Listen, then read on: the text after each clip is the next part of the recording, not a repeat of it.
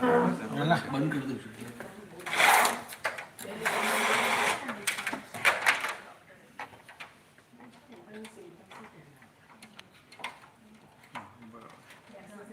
બરાબર છે.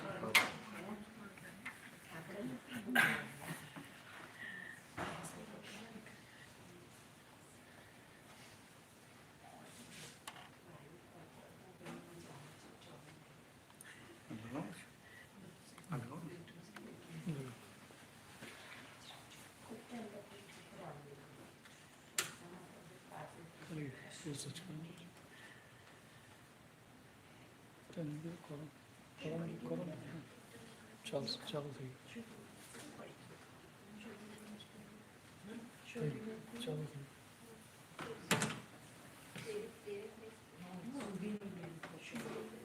ચાલો કરીશું. ચાલો. જય સચ્ચિદાનંદ. જય સચ્ચિદાનંદ. નમો વિતરાગાય. નમો વિતરાગાય. નમો અરિહંતાણમ. નમો અરિહંતાણમ. નમો સિદ્ધાણમ. નમો સિદ્ધાણમ. નમો આયરિયાણમ. નમો આયરિયાણમ. નમો વજ્જાયાણમ. નમો વજ્જાયાણમ. નમો લોય સવ સાહુણમ. નમો લોય સવ સાહુણમ. ऐसो पंचन मुक्कारो. ऐसो पंचन मुक्कारो. सवपावप्पणासनो. सवपावप्पणासनो. मंगलाणं च सव्वेसिं. मंगलाणं च सव्वेसिं. परमं हवै मंगलम्. परमं हवै मंगलम्. ओम नमो भगवते वासुदेवाय. ओम नमो भगवते वासुदेवाय. ओम नमः शिवाय. ओम नमः शिवाय. जय सच्चिदानंद. जय सच्चिदानंद. जय सच्चिदानंद. બધાને ખ્યાલ છે ને તો કે આપણે આ સત્સંગ આપણો ઇન્ટરેક્ટિવ સત્સંગ છે, એટલે બધા પ્રશ્નો કરાય. જે પણ પ્રશ્નો કરવા આવે મુક્ત મને પૂછાય. ના સમજાય એવું જ કહેવાય કે મને સમજાતું નથી. પ્રકાશભાઈ, ફ્રી આપણો ઇન્ટરેક્ટિવ છે, ફ્રી સ્ટાઇલ, એટલે તમારે ક્રોસ ક્વેશ્ચન એક કરાય, બધી છૂટ. કારણ કે સત્સંગનો અર્થ એવો થાય, સત્સંગ એટલે કે આપણી પોતાની વાતો. અત્યાર સુધી કે વર્ષોથી આપણે આ જે અનંત અવતારી ભટકીએ છે ને, તો કે અત્યાર સુધી આપણે બીજાની જ વાતો કરેલી, એટલે બીજાની વાતો કરેલી એટલે આપણે ભટક્યા કરીએ સંસારમાં. સત્સંગ એટલે કે આપણી પોતાની વાતો. આમ તો સતના સંગમાં રહેવું, પણ આપણે બહુ સાદી ભાષામાં કહીએ ને કે આપણી પોતાની વાતો એને સત્સંગ કહેવાય. એટલે બધું પૂછાય, મુક્ત મને પૂછજો. તમે તો ડોક્ટર, એટલે તમને તો બહુ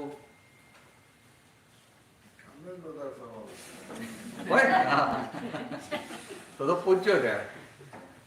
પણ ડોક્ટર ને ચિંતા ના થાય, ડોક્ટર બીજાની ચિંતાઓ બંધ કરી આપે.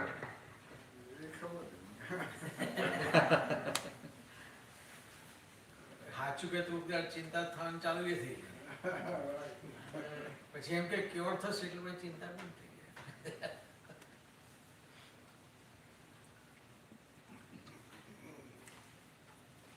એટલે પૂછજો બધું. ખાલી આમ જનરલ વાત કરું, આમ થોડીક આમ, એટલે તમને પેલું વાત કરવાનું પ્લે થાય. દૂર દૂર બેસી ગયા, નજીક આવી જાઓ. તમે મેદાનમાં આવો તો સારું લાગે ને. ખુરશીઓ આગળ ખેંચી આ સોફામાં જગ્યા છે, તો સોફામાં લાંબો સો બેસો જાય. સોફામાં ઊંધી બેસા બધાને કદાચ ઊંઘ આવી.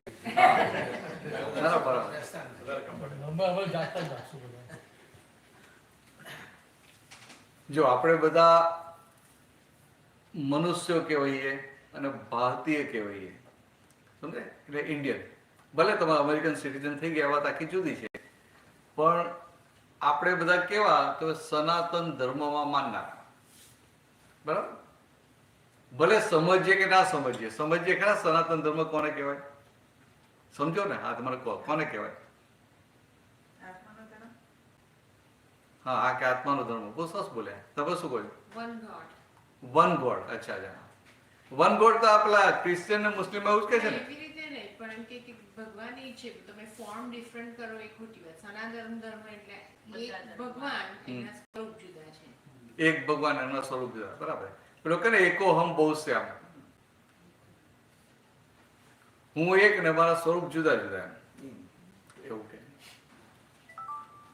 સનાતન ધર્મ પાછું ઘણા લોકો એવું કે સનાતન ધર્મ એટલે કે આપણો ધર્મ એટલે જૂનામાં જૂનો ધર્મ. સનાતન એટલે કે કાયમ, એના પેલા બીજું કશું હતું જ નહીં. અહીં આમ શબ્દ રીતે વાત કરે. સનાતન ધર્મ એટલે શું?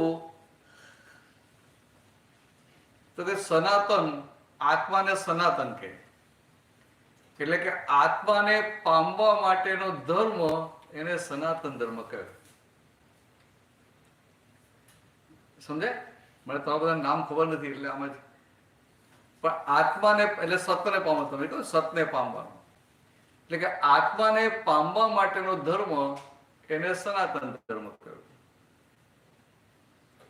હવે ધર્મ છે, ધર્મ એટલે આમ સાદી ભાષામાં શું કહેવાય? ધર્મ કોને કહેવાય? તો કે આપણું આ જીવન છે, જીવનમાં અપ એન્ડ ડાઉન તો આવ્યા કરે કે ના આવ્યા કરે? બરાબર, બધાને આવે ને. એટલે કોઈને આમ સારા સંજોગો હોય, ખરાબ સંજોગો આવે, સુખ ના આવે, દુઃખ ના આવે, એડવર્સ સર્કમસ્ટન્સીસ પણ આવે. પણ ધર્મ એક સમજ આપે, સાચી સમજ, સાચી દ્રષ્ટિ. એટલે એ સમજના આધારે તમને ગમે તેવા સંજોગો આવે ને, પણ અંદર સ્થિરતા આવે. ખ્યાલ આવે?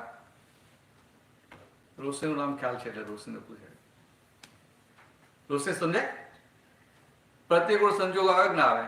આપણે ધંધો કરતા હોય એકદમ કંઈક થાય ને મોટો લોસ આવી જાય કે ના આવી જાય? તો મોટો લોસ આવી જાય, શું થયું? પ્રતિકૂળ સંજોગ થયો. હવે એ વખતે આપણે કેટલા ડિસ્ટર્બ થઈ જઈએ, કેટલા વિચલિત થઈ જાય ને. પછી એ વખતે ભગવાનને ના માનતો તો એ માનવા માંડે, બધું કરવા માંડે. હા હા બરાબર. બધી બાધા રાખે. કોઈ કે આમ કરતો થઈ જશે, આમ બધું કરે.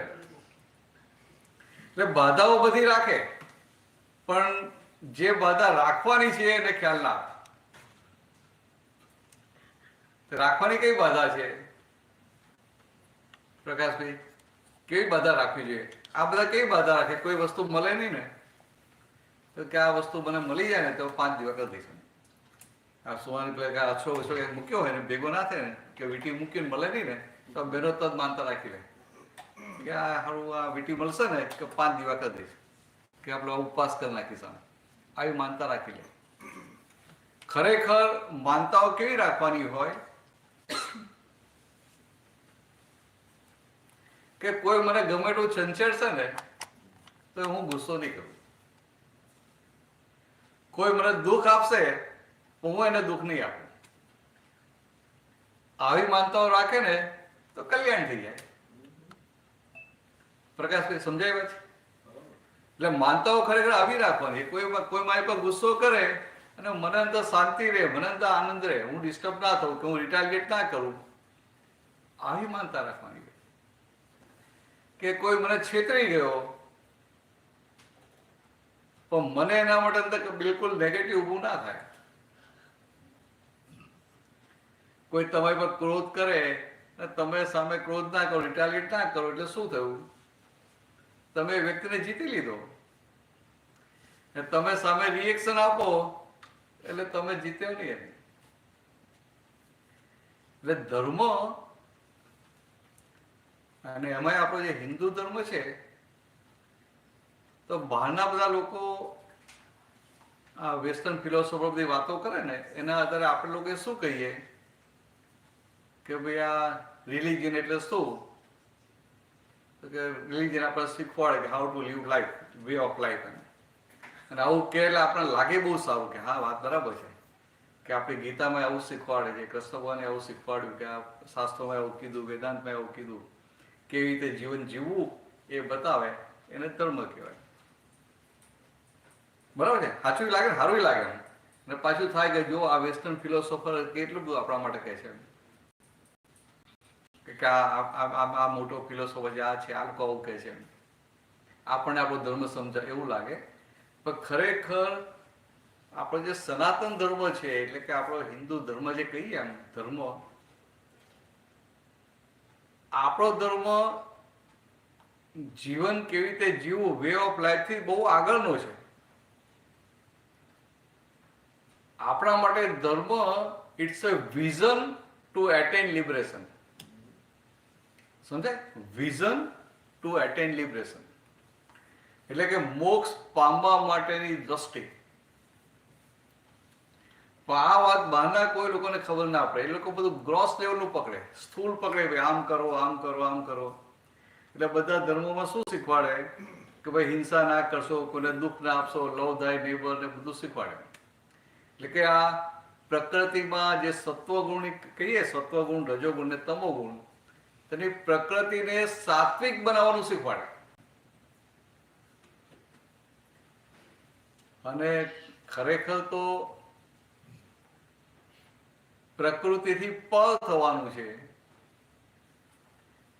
ગીતામાં નહીં, કૃષ્ણ જે કહે છે કે ત્રૈગુણ્યા વિષયા વેદા નિસ્ત્રૈગુણ્યો ભવાર્જુન. હે અર્જુન, આ તારી પ્રકૃતિ તો ત્રિગુણાત્મક છે ને તું ભલે સત્વગુણનું અઠું લઈને કહે છે કે મારે એમને મારવા નથી, આમ નથી કરવું, તેમ નથી કરવું. સત્વગુણ તો હોવો જોઈએ ને. પણ તારું કલ્યાણ ક્યારે થશે કે આ ત્રણેય પ્રકારના ગુણોથી પલ થશે ત્યારે. આવું બધું કહેલું પણ હોય, આપણે સાંભળ્યું હોય, વાંચ્યું હોય, પણ વાત પકડાઈ ના હોય. એટલે આ ધર્મ ખરેખર તો આપણને એક દ્રષ્ટિ છે, મોક્ષ પામવા માટેની દ્રષ્ટિ. હવે તમે એને દ્રષ્ટિ કહો એટલે શું થયું? આપણે ધર્મ કેવી રીતે કહીએ?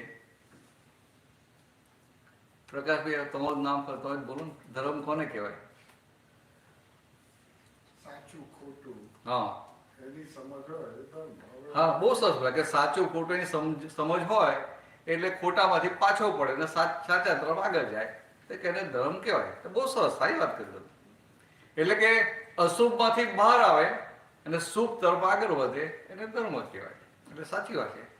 એટલે શુભાશુભ માર્ગ, અશુભમાંથી શુભમાં જવું એને ધર્મ કહેવાય. પણ આમ સામાન્ય આપણને શું લાગે કે આપણે સવાર રોજ ઉઠીને ભગવાનને પ્રાર્થના કરીએ, ભગવાનની સેવા કરીએ, મંદિરમાં જઈએ, માળા ફેરવીએ, પ્રસાદ ધરાવીએ, આરતી કરીએ, ઉપવાસ કરીએ, વ્રત તપ કરીએ, જાત્રા કરીએ, કે સારી જગ્યાએ ડોનેશન આપીએ, કોઈને મદદ કરીએ, એટલે આપણને એવું લાગે આ બધો ધર્મ છે, સામાન્ય વાત. પણ આ બધો ધર્મ ના કહેવાય, આ બધા ધર્મના સાધનો કહેવાય. મીન્સ ઓફ રિલીજન, ધર્મના સાધનો. અને આ બધા ધર્મના સાધનો ઉપયોગ કરી અને આપણે ધર્મ પામવાનો છે. એટલે કે ઇન રિયાલિટી, ઇન ફેક્ટ, ધર્મ એ કરવાની વસ્તુ નથી, ધર્મ એ પામવાની વસ્તુ છે. અને આ જ્યારે આપણે કહીએ કે ધર્મ પામવાની વસ્તુ છે, તો કે આ બધા સાધનો નકામા છે? તો કે ના, સાધનો કામના છે. તે સાધનોનો ઉપયોગ કરી અને ધર્મ પામવાનો છે, લક્ષ્યમાં રાખવાનો. આપણે સાધનને પકડી રાખીએ, તે સાધનનો ઉપયોગ કરીને આપણે શું પામવાનું છે આપણા લક્ષ્યમાં જ ના હોય. એટલે આપણે મહેનત કર્યા કરીએ આખી જિંદગી, પણ ઉકેલ આવે નહીં, મુક્તિ થાય નહીં. એટલે આ ધર્મ એ પામવાની વસ્તુ છે. અને પામવાનું એટલે શું? બહુ સાદી ભાષામાં કહીએ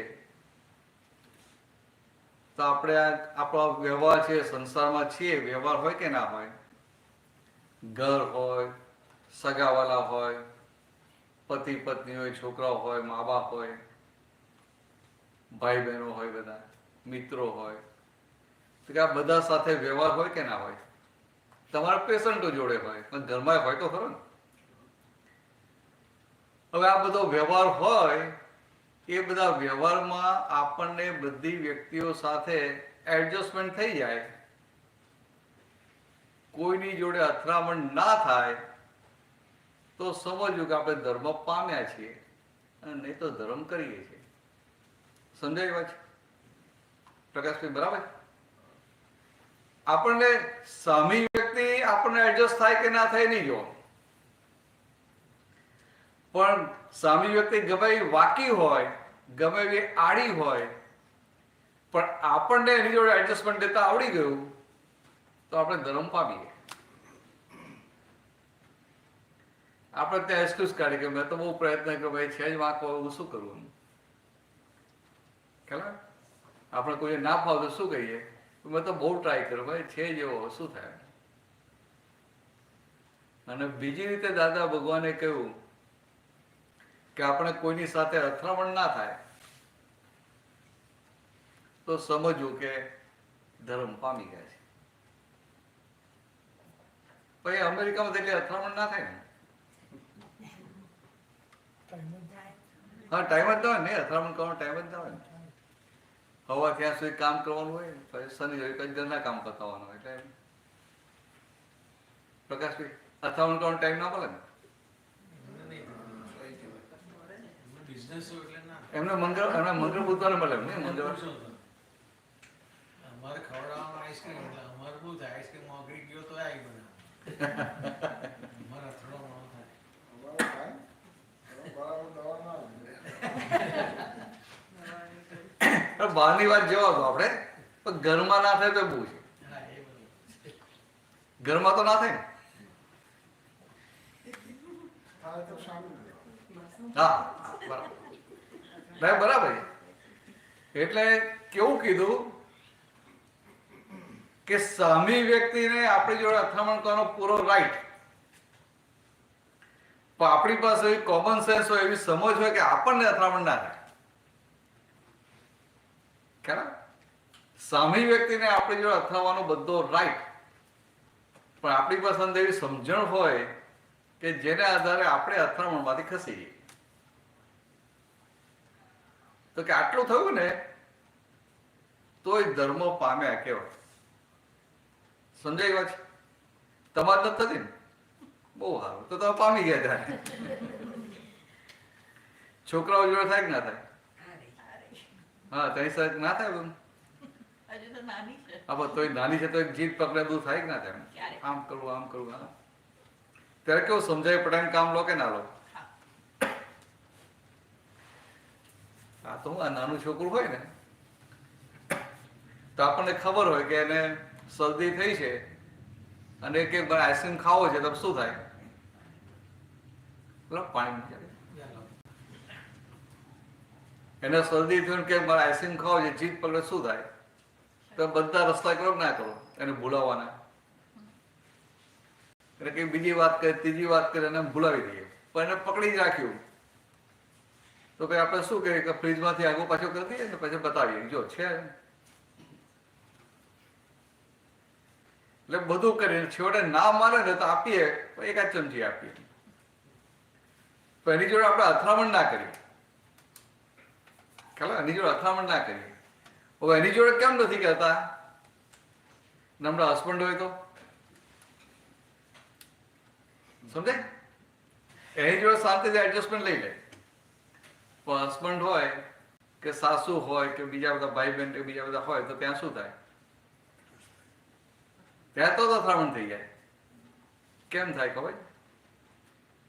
ત્યાં પેલા મોટા થયા એટલે એમનો અહંકાર મોટો થયો છે અને આપણો અહંકાર મોટો થયો, એટલે સામ સામે અહંકાર અથડાય. સામ સામે અહંકાર અથડાય. એટલે એને એવું લાગે કે હું સાચો છું, ને સામી વ્યક્તિને લાગે કે હું સાચો છું. તો પાછા એક બે વાર છોડી દે ખરા, પછી બે ત્રણ વાર છોડે પછી થાય કે હું કેટલી વાર છોડું? હું દર વખતે છોડી દઉં તો મારી પર ચડી બેસે કે મારો અનડ્યુ એડવાન્ટેજ લે. થાય કે ના થાય? પણ દાદા ભગવાને એવું કીધું કે સામો ગમે એવો લાખ અથડાવા આવે પણ તમે જો અથડામણમાંથી ખસી ગયા તો કે આ મોક્ષ સામો આવે. આની કિંમત આટલી મોટી છે.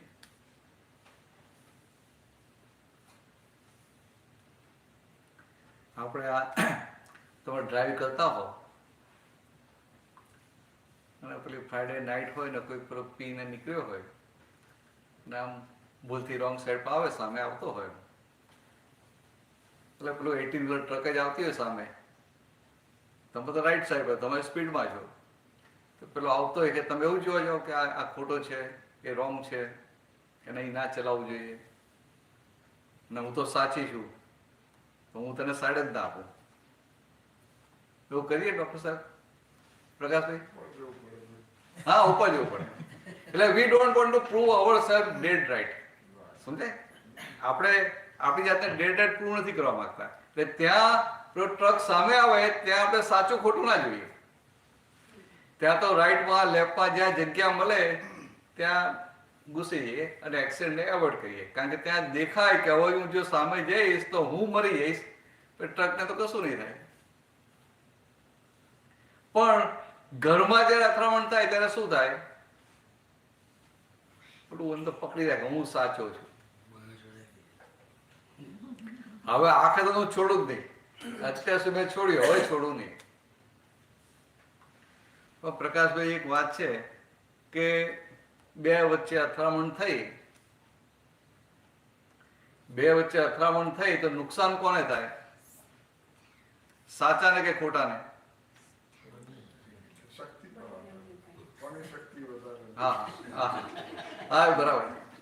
પણ બે ગાડી ટકરાઈને ટ્રક છે ને કાર છે તો કારને વધારે નુકસાન થાય, પણ ટ્રકને નુકસાન તો થાય ને. હા, ઓછું થાય. એટલે ટૂંકમાં કહેવાનો મતલબ શું છે કે બે જણ વચ્ચે જયારે અથડામણ થાય ને ત્યારે બહાર બે ગાડીનું એક્સિડન્ટ થાય તો બહુ બધું ગાડી સ્ક્રેપમાં જાય. પણ બે માણસને જયારે અથડામણ થાય ત્યારે શું થાય તો કે એની અંદરની શક્તિઓ ફ્રેક્ચર થઈ જાય. અંદરની શક્તિ, બહાર તો હોય બધું પણ એ અંદરની શક્તિઓ ફ્રેક્ચર થઈ જાય. ને ધર્મમાં પ્રગતિ કરવી હોય, મોક્ષ તરફ જવું હોય તો અંદરની શક્તિઓ સ્ટ્રોંગ જોઈએ, બહારની શક્તિ એમાં કામમાં ના લાગે. એટલે જેમ જેમ અથડામણ થાય એમ એમ અંદરની શક્તિઓ તૂટતી જાય ને પછી અંદરની શક્તિ તૂટે એટલે પછી એની અંદર આનંદ પણ રહે નહીં. એને આખો દિવસ પેલો બોજામાં રહ્યા કરે અને બોજામાં રહે એટલે પાછી અથડામણો વધારે થાય, મલ્ટિપ્લિકેશન ઊંધી ડિરેક્શનમાં થાય. એટલે દાદા કે ભાઈએ દાદાને પૂછેલું કે દાદા મને એક વાક્યમાં કંઈક કહી દો, હું એનું પાલન કરીશ. ત્યારે દાદા ભગવાને એને આ વાક્ય આપેલું કે કોઈની સાથે ક્યારેય અથડામણમાં આવીશ નહીં, આ મોક્ષે જવાની ચાલ. તારે કે પછી જ્ઞાનની જરૂર નહીં પડે, કશે જ ગુરુની જરૂર નહીં પડે, કે આ એક જ વાક્ય પકડી રાખ કે સામો તારી ભૂલ હોય ના હોય ગમે તે હોય પણ સામો અથડાવા આવે તારે અથડાવવું નથી. સામાન્ય બધો અથડામણ કરવાનો રાઈટ, ને તારે તારું શું તારું ધ્યેય ગમે તેમ કહીને અથડામણમાંથી ખસી જવું છે. આટલું રહે ને તો કે ગુરુની જરૂર ના પડે, શાસ્ત્રો વાંચવાની જરૂર ના પડે, મોક્ષ સામેથી આવે. પ્રકાશભાઈ, ગમે આવી સીધી વાત, સાદી સીધી વાતો? કારણ કે મેં પેલા શાસ્ત્રો વાંચ્યા નથી એટલે પછી મને એવું બધું આવડે નહીં. પાછું મને તો આ દાદા ભગવાન ભેગા થયા ને, દાદા ભગવાન ભેગા થયા અને દ્રષ્ટિ પ્રાપ્ત થઈ એટલે આ સૂટને ગાંગડે ગાંધી બની બેઠા ને એ રીતે વાતો કર્યા કરીએ. બાકી આમ બીજું પેલું નહીં. એટલે પૂછજો. આ થોડું તમને મુખડું બાંધી આપ્યું, હવે પ્રશ્નો કરજો. તમે બધા કરજો પ્રશ્નો થાય તો તમારી વાત થાય, નહીં તો મારે પેલું જનરલ વાતો કરવી પડે. રોષિત તું કરજે. હા, પ્રશ્નો કરાય. આ તમે બે જણનું નામ ખબર છે, બે પ્રકાશનું નામ ખબર, નામનું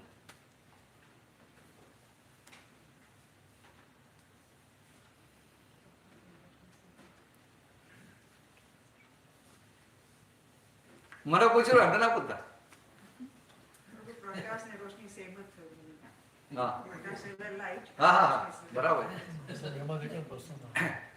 રોશની પ્રકાશ. હા બંનેનો મિનિંગ તો એક જ થાય. તમે કહ્યું કે અથડામણ ના કરવી હોય તો અહંકારને દબાવવો પડે. હવે એની ચાવી આપો કે અહંકારને કેવી રીતે એલિમિનેટ તો ના કરીએ પણ ડિક્રીઝ કરીએ પછી એલિમિનેટ થાય. હા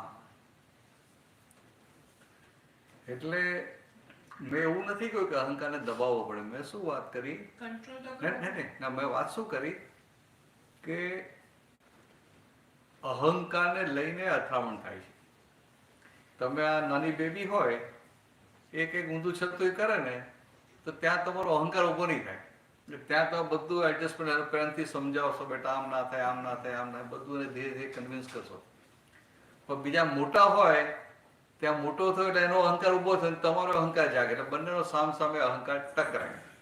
એટલે આ તમને એ પ્રિન્સિપલ કહ્યું, સામ સામે અહંકાર ટકરાય.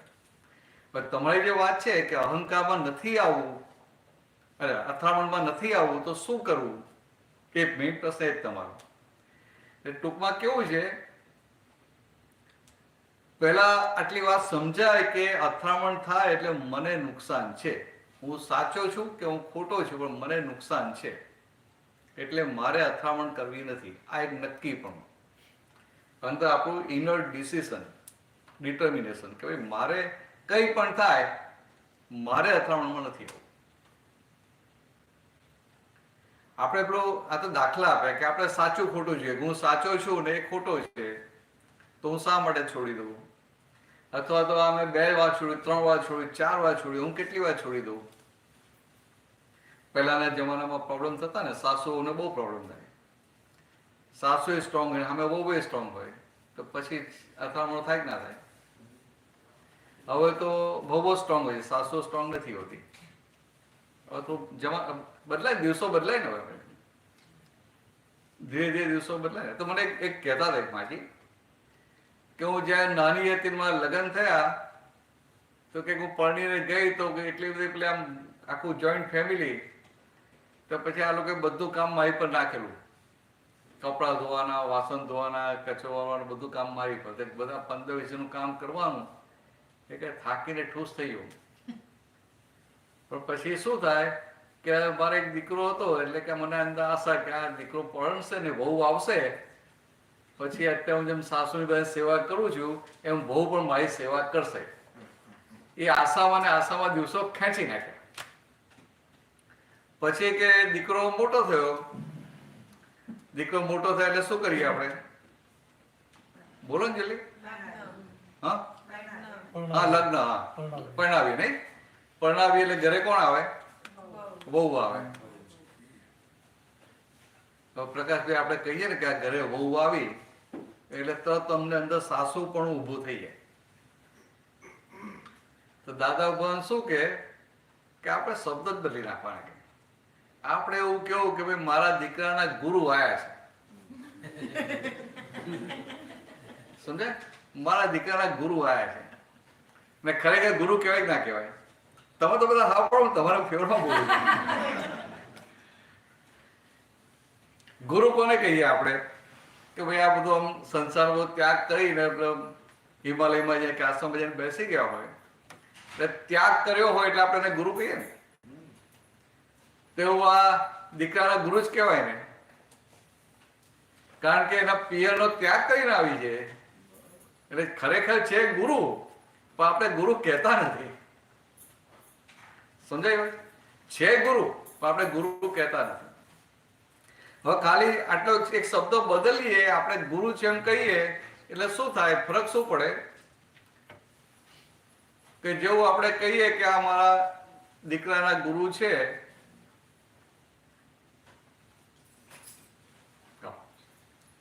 એટલે આ જેવું આપણે બોલીએ ને એટલે આપણી અંદર જે ઊભું થતું હોય ને, કારણ કે દીકરાને મોટો કર્યો હોય તો દીકરો નાનો હોય તેની મમ્મીને પૂછીને કરે ને.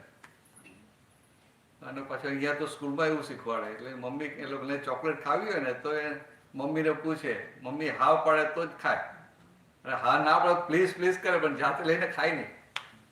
એટલે ઇન્ડિયામાં તો પેલો ના પાડે મમ્મી તો મમ્મી આગી પાસે ધીરે ધીરે ફ્રીજ ખોલીને ખાઈ લે અને રેપરે ખિસ્સામાં રાખે, બહાર જઈને નાખી આવે. તને મમ્મીએ કાચી ના આવે, મમ્મીએ ગણી મૂકી હોય ચોકલેટો, ખબર પડે કે આ ઓછી થઈ એમ. સમજે? એટલે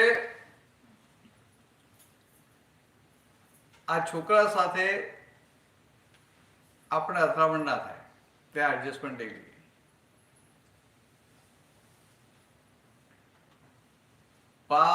એક તો નક્કી કરવું પડે મારે અથડામણમાં આવવું નથી. અને આવું આ તો એક સાઈડમાં કઈ વાત કરી કે આ ગુરુ કહીએ ને, હવે આપણે એ દીકરો નાનો હોય ત્યાં બધી આપણી વાત માનતો હોય ને મોટો થાય ધીરે ધીરે પછી કોલેજમાં આવે ત્યારે આપણી બધી વાત ના માને, થોડી માને. પાછું નોકરી કરે ને પગ જમીન નડે એટલે પાછું ધીરે ધીરે આપણે સલાહ આપતો થઈ જાય. થાય કે ના થાય? કે પપ્પા ધંધો આવી રીતે ના થાય, આ થોડું તમારે ચેન્જ કરો, તમારું તો જૂની રીતનું છે. ને એમાં પાછા એના ગુરુ આવે એટલે આપણે વાતે ના કરે, આપણું સાંભળી નહીં. આપણને શું થાય કે આ નવી નવી આવી છે એને ઓટીમાં ગાળી દીધું, મારા છોકરાને નોકર લીધો. પણ આપણે ગુરુ કહીએ તો શું થાય કે કોઈ પણ શિષ્ય સુખી ક્યારે રહે? એના ગુરુની આજ્ઞામાં રહેતો. એટલે આપણે જ્યારે ગુરુ કહીએ ને ત્યારે એના ગુરુને પૂછ્યા કરે ને તો ઉપરથી આપણે સામેથી કે ભાઈ થોડું ગુરુની આજ્ઞામાં રહેજે. એટલે આપણને તો અંદર ઊભું જ ના થાય કે મને પૂછતો નથી. ખાલી તમે એક નાનો એક શબ્દ બદલો ને તો એ કેટલું બધું અંદરથી બદલાઈ જાય છે. ખ્યાલ? હવે તમારી જે વાત છે આગળનું વાક્ય, આ કોઈની પણ સાથે આપણે અથડામણ થાય છે તો કે આપણે આ રસ્તા ઉપર ચાલતા આવીએ, ઇન્ડિયામાં તમે ફૂટપાથ પર ચાલતા હો તો ફૂટપાથ પર રસ્તા વચ્ચે થાંભલો આવી જાય ઇલેક્ટ્રિકનો, ત્યાં આવે. અહીંયા ના આવે પણ ત્યાં તો આવે ને પ્રકાશભાઈ. હવે તમે રસ્તા પર ફૂટપાથ પર ચાલતા હો અને વચ્ચે થાંભલો આવે તો તમે શું ચાલ્યા કરો? પછી ચાલીએ તો થાંભલાને અથડાઈએ તો આપણું માથું થાંભલાને અથડાય, થાંભલામાં ગોબો પડી જાય ને? ના પડે? ના પડે ને? હા, આપણા માથામાં પડી જાય, આપણને ગોબો પડી જાય, એટલે કે આપણું માથું ફૂટી જાય. ત્યાં આપણે દેખાય એટલે ત્યાં આપણે સામી વ્યક્તિ સાથે અથડામણમાં આવતા નથી, એ થાંભલા સાથે. અથવા બીજી રીતે દાખલો આપે કે તમે રસ્તામાં ચાલતા હો ને સામેથી પેલો આકલો હોય, મસ્ત આકલો હોય, આમ સીંગડા વીંચતો વીંચતો આવતો હોય ને તમારા રસ્તા પર સામે આવતો હોય તો તમે શું કરો? તમે ચાલ્યા કરો કે ફૂટપાથ પર મારો રાઈટ છે, તમે આ બહાર પણ રાખ્યો, ત્યારે બહાર ફરાય જ નહીં. આપણે કહીએ ને ત્યાં ને સાચું ખોટું કશી માથાકૂટ કરીએ? ત્યાં તો આપણે સમજીએ કે જો હવે હું આગળ જઈશ ને તો આ મારશે સીંગડું, મારું હાડકું ભાંગી જશે, એને કઈ નહીં થાય. ખ્યાલ? એટલે ત્યાં આખલા સાથે આપણે અથડામણમાં નથી આવતા. તેવું આ બધાની સાથે આપણે જ્યાં જ્યાં અથડામણ થાય ને, બહાર નહીં બોલવાનું, પણ અંદર રાખવાનું કે આખલો છે, મારે અથડાવું નથી. હા, બહાર ના બોલતા. પાછા પેલા પૂછે કે શું થઈ ગયું? તો આટલા બદલાઈ ગયા, અથડામણમાં આવતા નથી. તો મને શીખવાય કે તમે આખલા જેવા છો એટલે તમે અથડામણ નથી આપી, ઉપરથી અથડામણ થઈ જશે. પાસ સમજવા માટે આવું અંદર આપણે એડજસ્ટમેન્ટ આવા લઈએ ને તો અથડામણ થતી બંધ થઈ જાય. અને ખરેખર તો કેવું છે, આ અથડામણ અનસમજણના આધારે થાય. અથડામણ અહંકારને લઈને થાય. અહંકાર આપણો આગ્રહ હોય સાચા ખોટાનો, એને લઈને પણ થાય. દરેકને પોતે હું સાચો છું એવો આગ્રહ હોય કે ના હોય? દરેકને હોય. એને એવું જ લાગે કે હું સાચો છું ને આ બધા મને સમજતા નથી, મારી વાત માનતા નથી.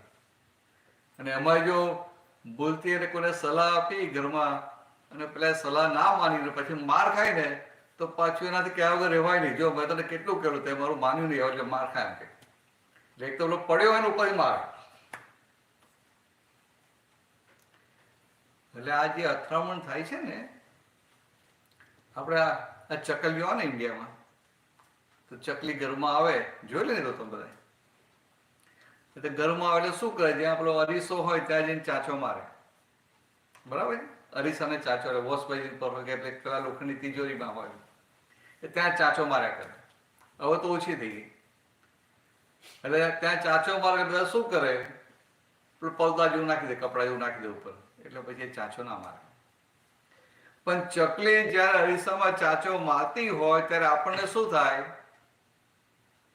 કે આ ચકલીમાં અક્કલ નથી, આ ચકલીને ભ્રાંતિ ઊભી થાય છે, ચકલીને ઇલ્યુઝન ઊભું થાય છે કે અંદર બીજી ચકલી છે એટલે ચાંચો મારે છે. તો કે આ અથડામણ થાય છે ચકલીને, ત્યારે આપણને ચકલીની ભ્રાંતિ દેખાય છે, પણ આપણને જયારે અથડામણ થાય ત્યારે આપણી ભ્રાંતિ નથી દેખાતી. એટલે કે અથડામણ થાય એટલે આપણે ચકલી થઈ ગયા ને, તો કે આપણે ચકલી છે કે આપણે મનુષ્ય છે? રોષે ના વિચારવું પડે, આપણે કઈ ચકલી છે? આપણે મનુષ્ય છીએ. ચકલીને ભ્રાંતિ ઊભી થાય, આપણને શેની ઊભી થાય? એટલે આવું નક્કી કરે ને આવી રીતે કે મારે અથડામણમાં આવવું જ નથી, એટલે શું થાય કે એને અથડામણનો સંજોગ આવે અને જે નક્કી કર્યું મારે અથડામણમાં નથી આવવું, એટલે એને અંદર કોમન સેન્સ ખુલ્લી થાય. અત્યારની આ યંગ જનરેશન છે ને બધી કેવી છે, એ બધી ઇન્ટેલિજન્ટ છે, એ બધી ઇન્ટેલિજન્ટ છે, પણ કોમન સેન્સ નો અભાવ હોય. કોમન સેન્સ એટલે કોમન સેન્સ એટલે એવરીવેર એપ્લિકેબલ. કટાયેલા તારા હોય ને, રસ્ટેડ લોક હોય કે તો એ ખોલી નાખે. એટલે થિયરેટિકલી પ્રેક્ટિકલી બધી રીતે એપ્લાય કરીને આમ સોલ્યુશન લાગે. એટલે અત્યારે ભણતર ખરો એની લાઈનમાં બહુ એક્સપર્ટ હોય, પણ બીજો કંઈક વ્યવહાર આવે કે બીજી કંઈક વાત આવે એટલે સીધો માર ખાય, કારણ કે કોમન સેન્સ નથી. હવે આને નક્કી કહ્યું મારે અથડામણ આવું નથી, એટલે એક અથડામણમાંથી ખસે એટલે થોડી કોમન સેન્સ ઊભી થાય, એટલે પછી બીજી બે ત્રણ અથડામણમાંથી બહાર આવી શકે. એમ કરતા કરતા એની કોમન સેન્સ ખુલ્લી થાય, અને એકવાર કોમન સેન્સ ખુલ્લી થઈ પછી ગમે ત્યાં જાય ને એને જે નક્કી કર્યું મારે અથડામણમાં નથી આવવું એટલે અથડામણમાં ના આવે, એટલે પછી એની અંદરની શક્તિઓ દિવસે દિવસે વધ્યા કરે, અને એમાં પછી એને નક્કી કર્યું હોય કે મારે તો હવે આ મોક્ષ તરફ જવું છે, તે શક્તિઓ વધી હોય તે તરફ જઈ શકે. સમજાયું તમને? એટલે દાદાની વાત છે બહુ સિમ્પલ કે કોઈની સાથે ક્યારેય અથડામણમાં આવીશ નહીં, આ મોક્ષે જવાની ચાવી, આવું કહી દીધું. પણ એમાં એટલું બધું અમને આખું ઓવરઓલ મૂક્યું છે, ભલે એક્સપ્લેન થોડું કર્યું, પણ ગાગરમાં સાગર કહીએ ને એવું આખું આપી દીધું. પ્રકાશભાઈ તમને આ કોઈ તમારો પેશન્ટ હોય ને આવીને પછી તમને બૂમાબૂમ કરે, તમે આ ભૂલ કરી, આમ કર્યું, તેમ કર્યું, બૂમાબૂમ કરે, એમ ક્રોધ કરે, ને તમે નક્કી કર્યું મારે અથડામણમાં આવવું નથી, કે તમે અથડામણમાં ના આવો એટલે શું થાય, તમારી અંદર જે માનનો રોગ પડેલો છે, સામે જે રિટાલિએટ કરો, સામે જે ક્રોધ, એ બધો ભાગ તમારી અંદરથી ડિઝોલ્વ થતો જાય. સમજાય? અથવા આપણે કોઈને પૈસા આપ્યા હોય ને પેલો પૈસા આપે નહીં અને વાયદા કર્યા કરે, અને પછી આપણને લાગે કે એની દાનત જ નથી આપવાની, એટલે અંદર કેટલું બધું થાય, આપણને થાય કે બતાવી દઉં, આમ કરી નાખું, તેમ કરી નાખું. પણ એ વખતે અથડામણમાં ના આવીએ તો આપણી અંદર જે લોભની ગ્રંથિ પડેલી છે, આજે કે ને ષડરીપુ, એમાં મુખ્ય ક્રોધ, માન, માયા, લોભ, તો કે આ અથડામણમાં ના આવો એટલે તમારો લોભ ઘસાતો જાય. તો કે આ ચાવી એવી સિમ્પલ આપી કે અથડામણમાં આવીશ નહીં, પણ અથડામણમાં આવતો બંધ થાય એટલે એની અંદર રહેલા અંદરના શત્રુઓ, અંદરના દુશ્મનો, ક્રોધ, માન, માયા, લોભ ઘર ખાલી કરીને જતા. ઓટોમેટિક? હા, ઓટોમેટિક. પૂછ્યું? હા, ઓટોમેટિક. તમે અથડામણમાં ના આવો ને એટલે પેલા અંદરના દુશ્મનો સમજી જાય કે હારું આ હવે આપણું સાંભળતા નથી. તમને એક સાદો દાખલો, તમારે ઘરે કોઈ મહેમાન આવ્યા હોય, તમારા નજીકના સગા કે કોઈ હોય, એમ કે તમારો કઝિન આવે એટલે તમે એને સારી રીતે ટ્રીટ ના કરો તો એ અઠવાડિયું રહેવાનું તો 2 દિવસમાં ભાગી જાય કે ના ભાગી જાય? સમજે? એવું આ અંદર બધા દુશ્મનો પડ્યા હોય પણ આપણે અથડામણમાં આવીએ નહીં એટલે એ સમજી જાય કે આ મારું સાંભળતા નથી એટલે ઘર ખાલી કઈ જવામાં આવે. હા, કે આપણે જમાડતા નથી. અને એનો પક્ષ લઈએ ને, અંદર જે આપણું ઊભું થાય એનો પક્ષ લઈએ એટલે એને જમાડ્યા એટલે અંદર અંદર બેઠા બેઠા મજબૂત થાય, અંદર બેઠા બેઠા મોટા થાય.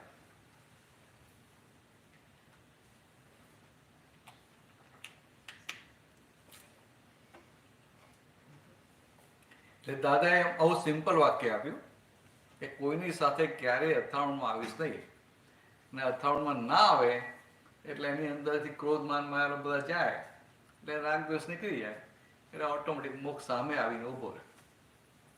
એટલે સિમ્પલ આપેલું છે પણ છે બહુ ઇફેક્ટિવ. એટલે આપણે જે મૂળ વાત ધર્મની કરતા હતા, ધર્મ પામ્યો ક્યારે કહેવાય કે કોઈની સાથે અથડામણમાં ના આવે, બધા સાથે એડજસ્ટમેન્ટ થઈ જાય તો ધર્મ પામ્યો કહેવાય, ને તો ધર્મ કરે છે એવું કહેવાય. સમજાય વાત? અથવા બીજી રીતે કહું, ધર્મ પામ્યો ક્યારે કહેવાય કે આપણે આ સંસ્થામાં રહીએ છીએ, આપણે જે બધી ફરજો બજાવીએ છીએ તો કે એમાં બધા સંજોગો આવે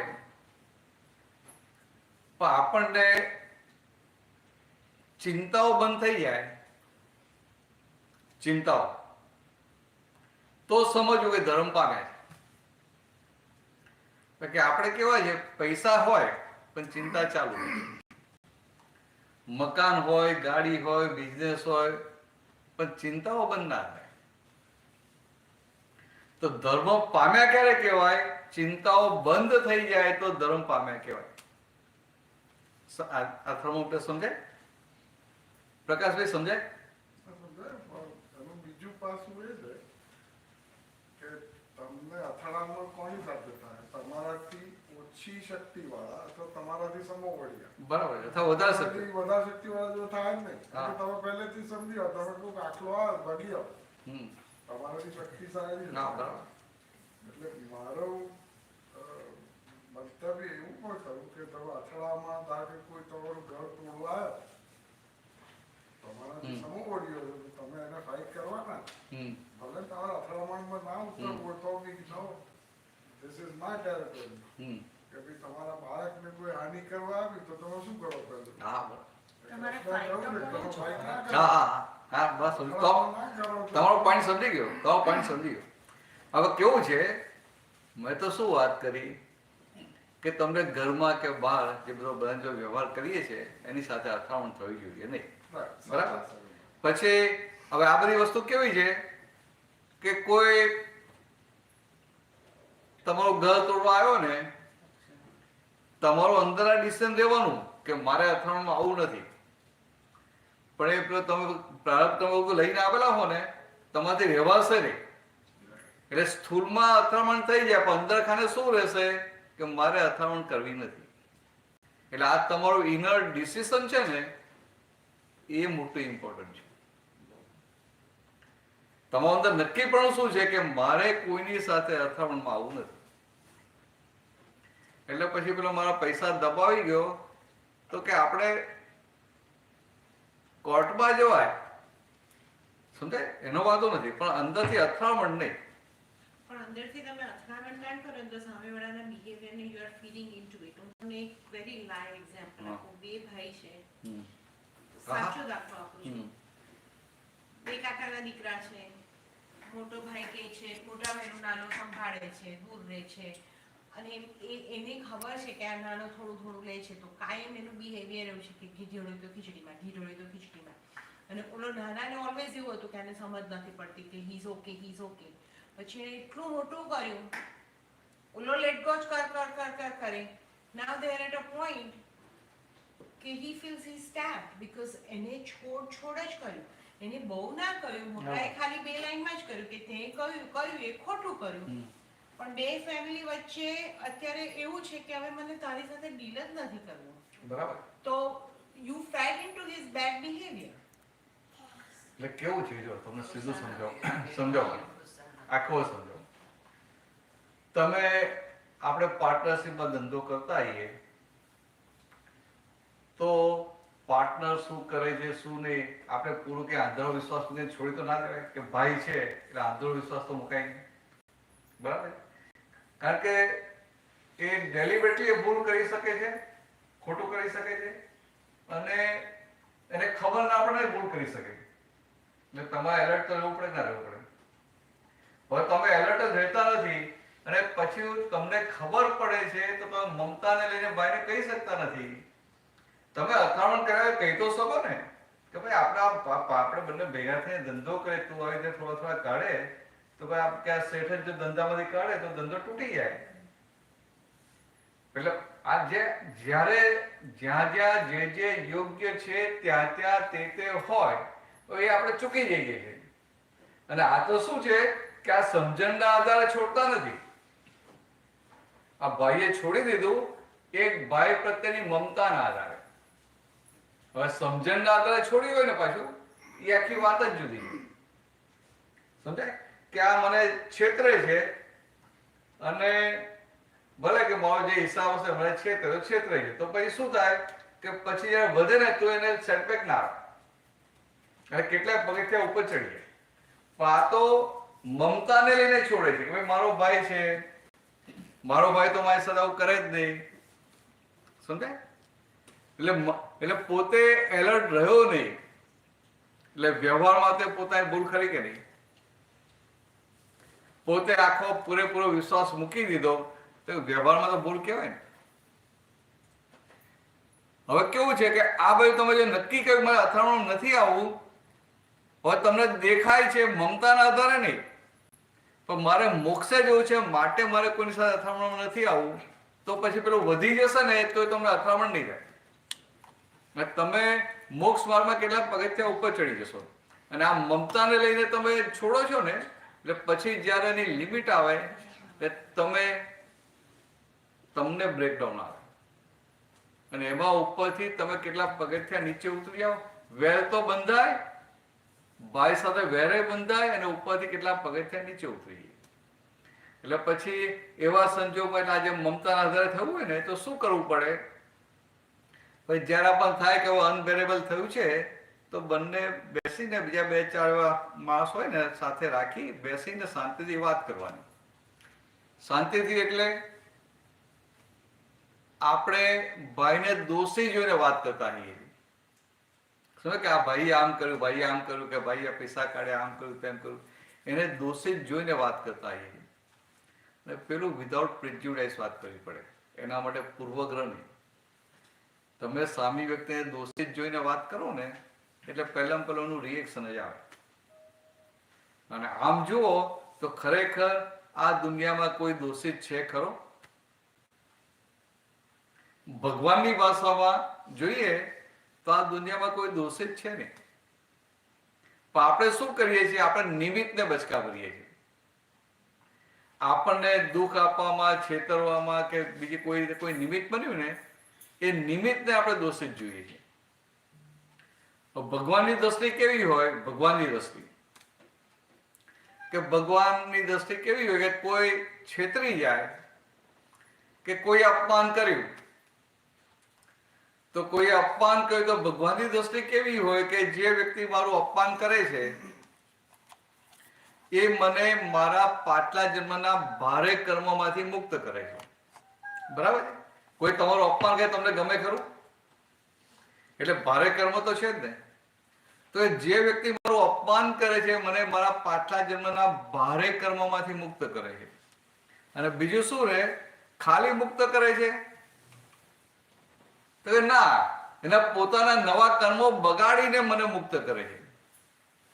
એટલે શું થયું કે જે વ્યક્તિ મારું અપમાન કરે છે ખરેખર તો એ મને પાછલા જન્મના ભારે કર્મોમાંથી મુક્ત કરે છે, એટલે કે મને પ્રોફિટ કરાવે છે અને એનું પોતાનું નવું કર્મ બગાડે છે. એટલે કે પોતે ખોટ ખાઈને મને મુક્ત કરે છે. એટલે આવો માણસ હોય આ કલયુગમાં આટલો સારો માણસ દીવો લઈને હોદવા જાય ને તો એને મળે નહીં. એટલે આવો સારો માણસ મળે ને તો અંદર એને શું હોય કે આ લોટરીનું ઇનામ લાગ્યું. અને એને અંદર નેગેટિવ રિએક્શન ના આવે ને એટલે હિસાબ જે હોય ને હિસાબ ચૂકવાય, પણ એને અંદર આનંદ રહે, ઉલ્લાસ રહે. આપણે જે કહીએ છીએ ને, આપણે ઇન્ડિયન એટલે આપણે માનીએ કે ના માનીએ કે આ કર્મનો સિદ્ધાંત માનીએ કે ના માનીએ, તો કે આ કોઈ પણ વ્યક્તિ તમને દુઃખ આપે છે કે સુખ આપે છે, તમને માન આપે છે કે અપમાન કરે છે, તમને કંઈ પણ તમારી જોડે જે વ્યવહાર કરે છે ને એ તમારા કર્મના હિસાબે જ એને કરવો પડે છે ને. એટલે કે તમારો પાપનો ઉદય હોય ને ત્યારે તમારે ખોટું કરવું પડે, તમારો પુણ્યનો ઉદય હોય તો કશું ના હોય તો તમને હેલ્પ કર્યા કરે, માન આપ્યા કરે. એટલે છે તો આપણા પોતાના પાછલા જન્મના એક ભારે કર્મ બાદ એનું ફળ આવે છે. એટલે ખરેખર તો આપણી પર ઉપકાર કરે, સમજાય? એટલે દ્રષ્ટિ આવી હોય, મોક્ષે જનારાની દ્રષ્ટિ આવી હોય કે ભાઈ એ મને દુઃખ નથી આપતો, એ તો મને પાછલી ભૂલમાંથી છોડાવે છે, એનું નવું બગાડીને, તો મારે તો બહુ મોટો ઉપકાર કરી રહ્યો છે. એટલે એની દ્રષ્ટિ આવી નિર્દોષ દ્રષ્ટિ રહે, અને આવી નિર્દોષ દ્રષ્ટિ રહે એમ કરતા કરતા દ્રષ્ટિ સંપૂર્ણ નિર્દોષ થાય એટલે મોક્ષ થઈ જાય. એટલે આ કેવી વાત છે કે અતુલભાઈ આ તમે બિઝનેસ કરો છો, હવે તો હમણાં તો બિઝનેસ બંધ કર્યો, પણ કે આ ચાલતો હોય અને તમે ઇન્કમ ટેક્સનું રિટર્ન ભર્યું હોય અને તમે ટેક્સ બધું ભર્યું હોય, એમાં તમને હોય કે આ મને $25,000 રિફંડ મળશે, એમ તમે રીતે ભર્યું હોય અને પછી સવારે જતા હો ક્યાંક ને પેલો પોસ્ટ નાખવા આવે એટલે તમને જુએ તમારા હાથમાં આપે, એટલે તમે જુઓ કે આ તો પેલો IRS લેટર છે, કવર છે, એટલે તમારે જલ્દી ઉતાવળ છે ને તો પેલું 25,000 રિફંડ આવવાનું છે ને, તો પહેલા ત્યાં ઉભા જ ખોલો. પ્રકાશભાઈ હવે ખોલ્યો ને અંદર લેટર વાંચે ને તો લેટરમાં એવું લખ્યું હોય કે તમે જે રિટર્ન ભરીમાં આવી એવી ભૂલો છે ને તમારે $20,000 ફાઇન ભરવાનો છે. તો શું થાય? એટલે પોસ્ટમેન પર કેટલો ગુસ્સો આવે કે ના આવે? પોસ્ટમેને બૂમો પાડે કે ના પાડે? હવારમાં આવી વસ્તુ લાવે પ્રકાશભાઈ, પોસ્ટમેને મારવા દોડીએ ના જઈએ, કારણ કે આપણને ખબર છે કે આ પોસ્ટમેન છે, સમજાય? એવી રીતે આપણને આ જન્મથી મૃત્યુ સુધી આ જે બધા ભેગા થાય છે ને, અને આપણને જે સુખ આપે છે કે દુઃખ આપે છે, એ બધા કુદરતના પોસ્ટમેન છે, સમજાય? કુદરતના પોસ્ટમેન છે. પણ બહાર નહીં બોલવાનું, અંદર સમજવાનું કે આ કુદરતના પોસ્ટમેન છે.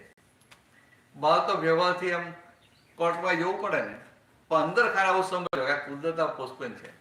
અને આ પોસ્ટમેન તો ઘણી વાર આપણું બોક્સ ને બાજુના બોક્સમાં નાખી દે, પણ કુદરતનો પોસ્ટમેન તો ક્યારેય ભૂલ કરે?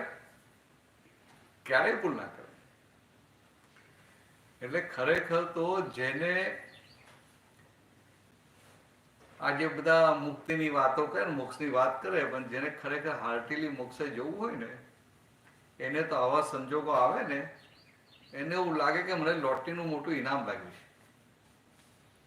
અને કેવું છે કે આ સંસાર છે, ઘર છે, આપણને એવું લાગે આ મારું ઘર ને મારું ફેમિલી, એવું આપણને લાગે. પણ ખરેખર ઘર એ કર્મ ખપાવવાની દુકાન છે, સમજાય? એટલે તમે જેની સાથે જેવા જેવા કર્મો પાછલા બાંધીને લઈને આવ્યા હોય એવું તમને આપે ને. આપણે પહેલા નહીં એમ લગ્નમાં બધો વ્યવહાર કરતા ને, પીરસન આપવા જઈએ તો એને ત્યાંથી આપણે 5 લાડુ આવ્યા હોય ત્યાં 5 લાડુ ઢાંકી આવીએ, ને કોઈ 11 આવે તો 11 આપી આવીએ. એવું હતું ને પહેલા, 50 વર્ષ પહેલા. હવે તો બંધ થઈ ગયું. પણ આપી આવી ના આપી આવીએ. અને પેલા ભાઈ એક જ હોય, એકલા હોય ને, પણ 11 નો વ્યવહાર તો 11 લાડુ આપી આવીએ. પેલો 11 લાડુ ખાવાનો જ કરો તોય આપી આવીએ. એ તો વાત જો પેલા બહુ ડાયાબિટીસ બહુ હોય, સ્વીટ ખાતો જ ના હોય, તો એ લાડુ આપી આવવા પડે ને, એ વ્યવહાર છે ને. એવું આ બધા આપણે જે મળે છે ને, એ આપણે પાછલા જન્મમાં અજ્ઞાનતાથી ઊભું કરેલું એ વ્યવહાર ચૂકવવા માટે આપણે તો ખુશ ના થવું જોઈએ. એટલે કોઈ અપમાન કરે તમે તો સમજવાનું કે આ જો આ ભારે હિસાબ એમાંથી આ મુક્ત થયા. આ બેંકમાંથી લોન લીધી હોય પૈસા આપણે પાછા આપીએ હપ્તો ભરીએ તો ખિસ્સામાંથી પૈસા જે આનંદ થાય કે ના થાય કે આટલા દેવામાંથી ઓછા થાય, એવું આ પાછું દેવું ચૂકવાય છે. એટલે આ જગતની દ્રષ્ટિ અને મોક્ષે જનારાની દ્રષ્ટિ, જ્ઞાનીની દ્રષ્ટિ જગતની દ્રષ્ટિથી ઊંધી હોય. કવિએ જે કહ્યું ને, દુનિયાથી ઊંધી દ્રષ્ટિ જ્ઞાનીઓની હોય. તો દુનિયાની દ્રષ્ટિમાં પેલું જોઈએ અને જ્ઞાની દ્રષ્ટિએ દુનિયા જ્યાં એને લાગે ને કે અહીંયા મને નુકસાન છે, પણ જ્ઞાનીને ત્યાં નફો દેખાતો હોય. એટલે પછી અંદરથી કાયમ આનંદમાં ને મુક્ત રહેતા હોય. એટલે આપણે પેલી ધર્મની વાત કરતા હતા કે ધર્મો પામ્યો ક્યારે કહેવાય, તો કે ચિંતાઓ બંધ થઈ જાય ત્યારે, અથવા તો અથડામણ ના થાય, મતભેદ ના થાય ત્યારે. ચિંતાના સંજોગ હોય પણ ચિંતા ના થાય ત્યારે. એટલે મેં ખાલી પૂછ્યું કે તમને અમેરિકા આવ્યા, અહીં આવ્યા, અહીં આવીને પૈસા કમાઈ ના કમાઈ, એટલે ભાઈ ચિંતાઓ ના થાય ને. ઘણા તો મને એવું કહેતા કે અમે પેલું ઇન્ડિયાથી આવ્યા ને બધો બહુ સામાન લઈને આવેલા, તો પછી ચિંતાની બેગ ત્યાં મૂકીને જ આવ્યા, કારણ કે એના પછી બેગ બધા એક્સ્ટ્રા પૈસા ભરવા પડે ને, બેગ ત્યાં મૂકીને જ આવે. એવું નતું કર્યું તમે? ચિંતાને ઇન્ડિયાથી અહીંયા અમેરિકા આવ્યા તો ચિંતાનો પેલી બેગ ત્યાં મૂકીને નતા આવ્યા ઇન્ડિયા, કે જોડે લઈને આવ્યા?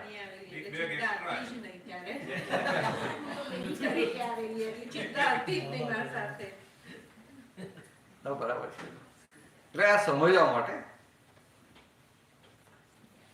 પણ એક વસ્તુ છે કે ચિંતાઓ બંધ થઈ ગઈ ને તો સમજવું કે આપણે હવે મોક્ષે જવા. સંજોગો બધા ભારે ભારે હોય પણ તમને ચિંતા ના થાય તો સમજવું કે હવે મોક્ષે જવા. શું કહો છો? ઇન્ડિયાથી લીધા વગર મોટા થઈને કોઈ બોલી નથી ને. હા, એ તો ભાઈ બરાબર. ઇન્ડિયાથી લીધા વગર આવેલા, પછી આવીને પછી વરાવી લે ને બધી વળી લે ને.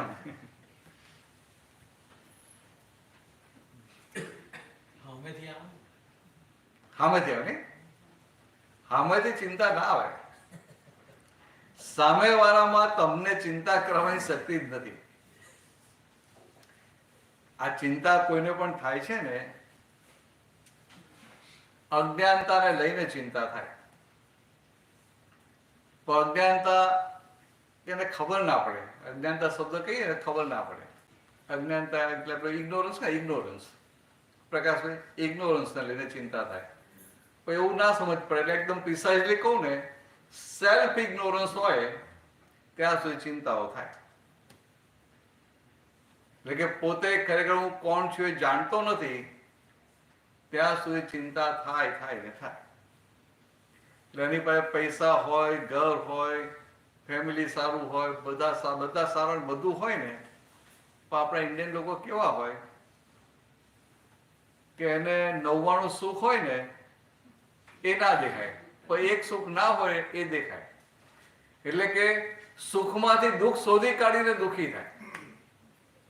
અને આ એના બધા ભૂલિયાઓ કેવા હોય, આટલું ખાવાનું છે ને નથી, પછી એ વર્ષનું 2 વર્ષનું છોકરાઓનું કે છોકરાઓનું આપણે 7 પેઢીનું જોઈએ એવું ના જોઈએ. આપણે જોઈએ ને, તમે જુઓ છો, મને એમ કહે તમે અમેરિકન થઈ ગયેલા નહીં જોતા. હા, એના સિટીઝન થઈ ગયા પછી એમ એક્ઝામમાં આવતો હા હવે તો ડુઅલ છે ને, ઇન્ડિયા ના ખરા. ઇન્ડિયાનો સિટીઝનશીપ નથી આપે, ખાલી ઓસરી કાર્ડ આપે. હા, એટલે હોશિયારી આપ્યું એટલે અસર ને. બધી બાજુથી થોડું થોડું લે. હા, એટલે આમ કેવું છે, આ તો મેં આમ સાદું કીધું કે અજ્ઞાનતાને લઈને ચિંતા થાય. આમ બહુ જાડી ભાષામાં વાત કરીએ ને તો આ જે કરતાપણાનું ભાન છે ને, ડુઅરશિપની બિલીફ ઓફ ડુઅરશિપ, હું કરું છું અને હું નહીં કરું તો કેમ કરીને ચાલશે, હું ઘર નહીં ચલાવું તો ઘર કેમ કરીને ચાલશે, હું ધંધો નહીં કરું તો પછી ઘરના બધા શું કરશે, હું પૈસા નહીં કમાવું તો આ છોકરાઓ કેમ ના ભણશે. સમજે? એટલે કે આ હું કરું છું એને આધાર, એ ચિંતાનો આધાર છે. પ્રકાશભાઈ સમજાય? અને પાછા આપણા ઇન્ડિયન કેવા હોય, એક બાજુ કે હું કરું છું ને એક બાજુ કે ભગવાન કરે છે. બંને બાજુ વાત કરે જ ના કરે? હા કે ના? તો બોલો ના કે ભગવાનના હાથમાં બધું, બધું ઉપરવાના હાથમાં. ભગવાનને ગમે તે ખાવ. હા, ભગવાનને એ તો મરી જાય ત્યારે કે કોઈ જાય તો કે ભગવાનને ગમ્યું તે ખરું. પણ આમ કેવું છે કે ભગવાનની ભક્તિ કરે ને તો કે બધું ઉપરવાના હાથમાં, બધું એના હાથમાં. પણ કંઈક આમ સારું થાય, કમાય ત્યારે કે હું કમાયો, અને કંઈક ખોટ જાય ત્યારે કે ભગવાન મારે હું શું કરું, બધું ભગવાનના હાથમાં છે, મારા હાથમાં કંઈ નથી. એટલે કે દહીંમાં ને દૂધમાં પગ રાખે. સમજાય? દહીંમાં ને દૂધમાં પગ રાખે. ગમે તે એક બાજુ આવી જાય ને કે બધું ભગવાન કરે છે તો એ છૂટે, આગળ વધે. અથવા બધું હું કરું છું પોતાના ઉપર લે તો એની પ્રગતિ થાય. પાતો દહીંમાં ને દૂધમાં. તમને શું લાગે, ચિંતા કરવી જોઈએ કે ના કરવી જોઈએ? ખોટી ચિંતા નહીં કરવાની. ખોટી સાચી કરવાની. એટલે સાચી ચિંતા હોય ખરી નહીં? હા, મને અમેરિકા આવીને સાંભળવાનું, અમેરિકા આવીને સાંભળવાનું સાચી ચિંતા હોય છે. સમજદારી. હા, સમજદારી. સમજદારી. ચિંતાથી સોલ્યુશન આવતું હોય તો કરવાનું, ના આવતું હોય તો નહીં કરવાનું. આજ સુધી ક્યારે ચિંતાથી સોલ્યુશન આવેલા છે? અને જો તમને બીજી રીતે વાત કરું, તમે ચિંતા લઈને ટેન્શન લઈને કામ કરો, સમજદારી હોય એટલે ચિંતા આવે જ નહીં. આવે જ નહીં. હા, આવે જ નહીં. બરાબર. સમજદારીની વાત જ એમને જ આવે. બરાબર. એટલે મારો કહેવાનો મતલબ શું છે કે ચિંતા કરવાથી જો ઉકેલ આવતો હોય ને તો અમે બધા તમને ચિંતા કરવા લાગીએ. પણ કોઈનો ચિંતાથી ઉકેલ આવે છે ખરો? અને આપણે તો કેવી ચિંતા કરીએ, જે આપણા હાથમાં નથી એની ચિંતા કરીએ. અને આપણા હાથમાં શું છે તો ખબર જ ના હોય. રોશની સમજાય? આપણા હાથમાં જે નથી એની ચિંતા કરીએ. પાછા એક બાજુ કહીએ ખરા બધું ભગવાનના હાથમાં. એક ભાઈ હતા, સત્સંગમાં આવે પણ જ્યાં ચુસ્ત વૈષ્ણવ હતા, પાક્કા. એટલે વૈષ્ણવ બીજા મંદિરમાં ના જવાનું. એટલે એમને કહે ખરા કે કૃષ્ણવાની વાત કરજો, કે હું વૈષ્ણવ છું, મને કે કૃષ્ણવાની વાતો ગમે. 5-7 દિવસ થયા ને પછી દાદાને વાત કરી, સત્સંગ પત્યા પછી બેઠા કે દાદા મને ચિંતાઓ બહુ થાય છે, કે રાતે ઊંઘ નથી આવતી. તો દાદા કે તું તો વૈષ્ણવ છે, કૃષ્ણવાની ભક્તિ કરે છે, તને શી ચિંતા થાય? દાદા મારી દીકરી મોટી થઈ ગઈ છે અને એનું લગ્નનું નક્કી આવતું નથી, તો કે મને રાતે ઊંઘ નથી આવતી. કે દાદા કે એ કૃષ્ણ ભગવાને કહ્યું છે ને કે કૃષ્ણને કરવું હોય તે કરે, જીવ તું સિદ્ધને સૂચના કરે, કૃષ્ણને કરવું હોય તે કરે. તો કે આ કૃષ્ણને હોપી દે ને કે તે ભાઈ શું કે એવું તો કેવી રીતે કરાય? કે દીકરી તો મારી ને, કે મારે જ કરવું પડે, કે ભગવાન થોડા કરે? એટલે અહીંયા આપણે સમજાય કે આપણે જે જીભથી બોલીએ છીએ ને અંદર માનતા નથી. બોલીએ ખરા પણ અંદર માનતા જ નથી. એટલે પછી આગળ આપણું ગાડું આગળ વધે ખરું? સમજાયું તમે? આપણે કઈ બધું ભગવાન કરે છે પણ તો માનીએ ખરા? પાછી સત્તા આપણા હાથમાં લેવા જઈએ કે ના જઈએ? અને પાછા શું કહીએ કે દીકરી તો મારે જ કરવું પડે, કે ભગવાન થોડા કરવાના છે? એટલે કે દહીંમાં ને દૂધમાં પગ રાખીએ. એટલે કે આ હું કરું છું હોય ને ત્યાં સુધી ચિંતાઓ થાય. અને આમ જોવા જઈએ તો આ જગતમાં શું કરવાની આપણી સ્વતંત્ર શક્તિ છે ના જોવું પડે? પ્રકાશભાઈ, કશું શક્તિ નથી ને કઈ?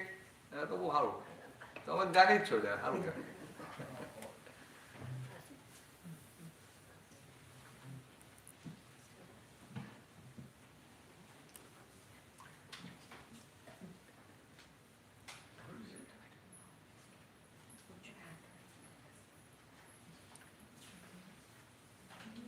આપણે ક્યાં શક્તિ છે જોવું તો પડે ને.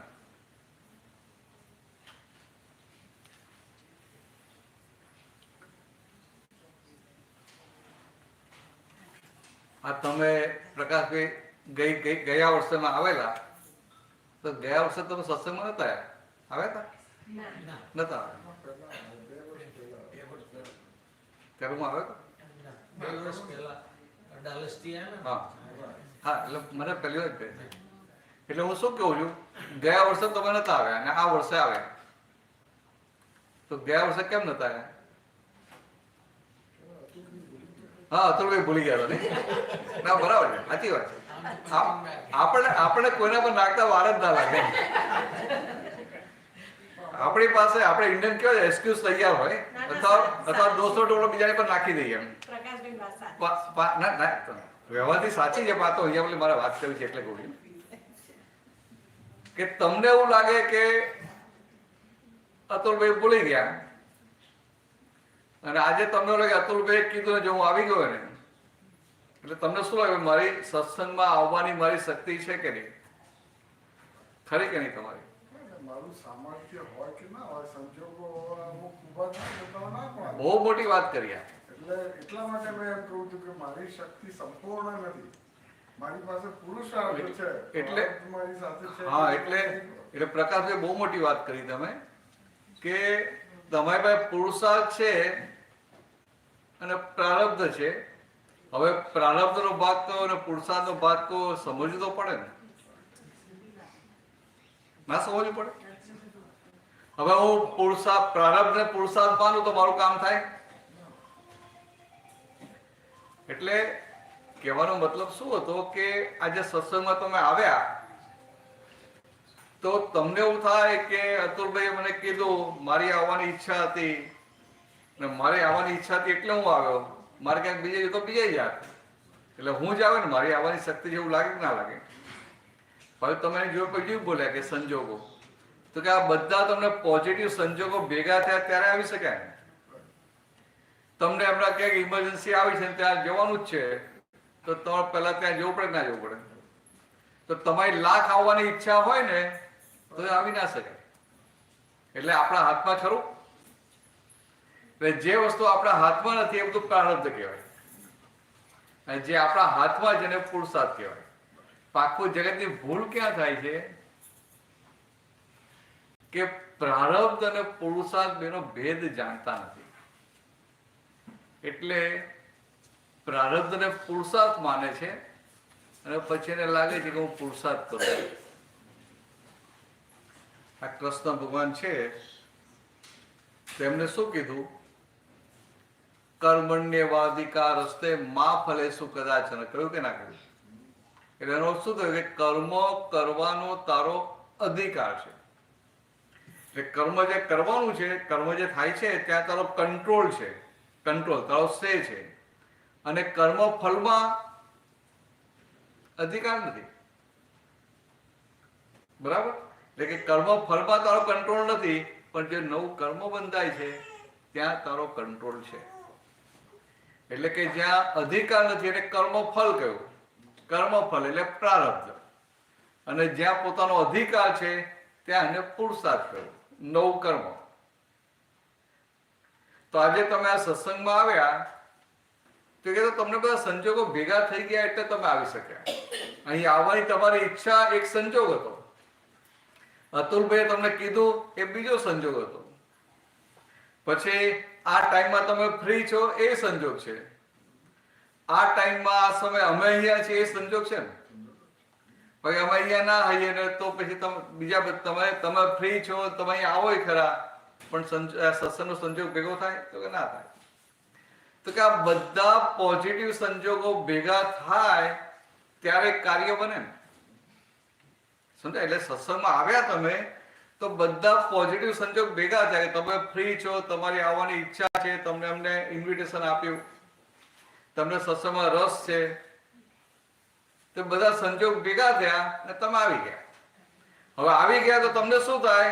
હું આવ્યો, મારી ઈચ્છા હતી એટલે હું આવ્યો, મારા હાથમાં છે.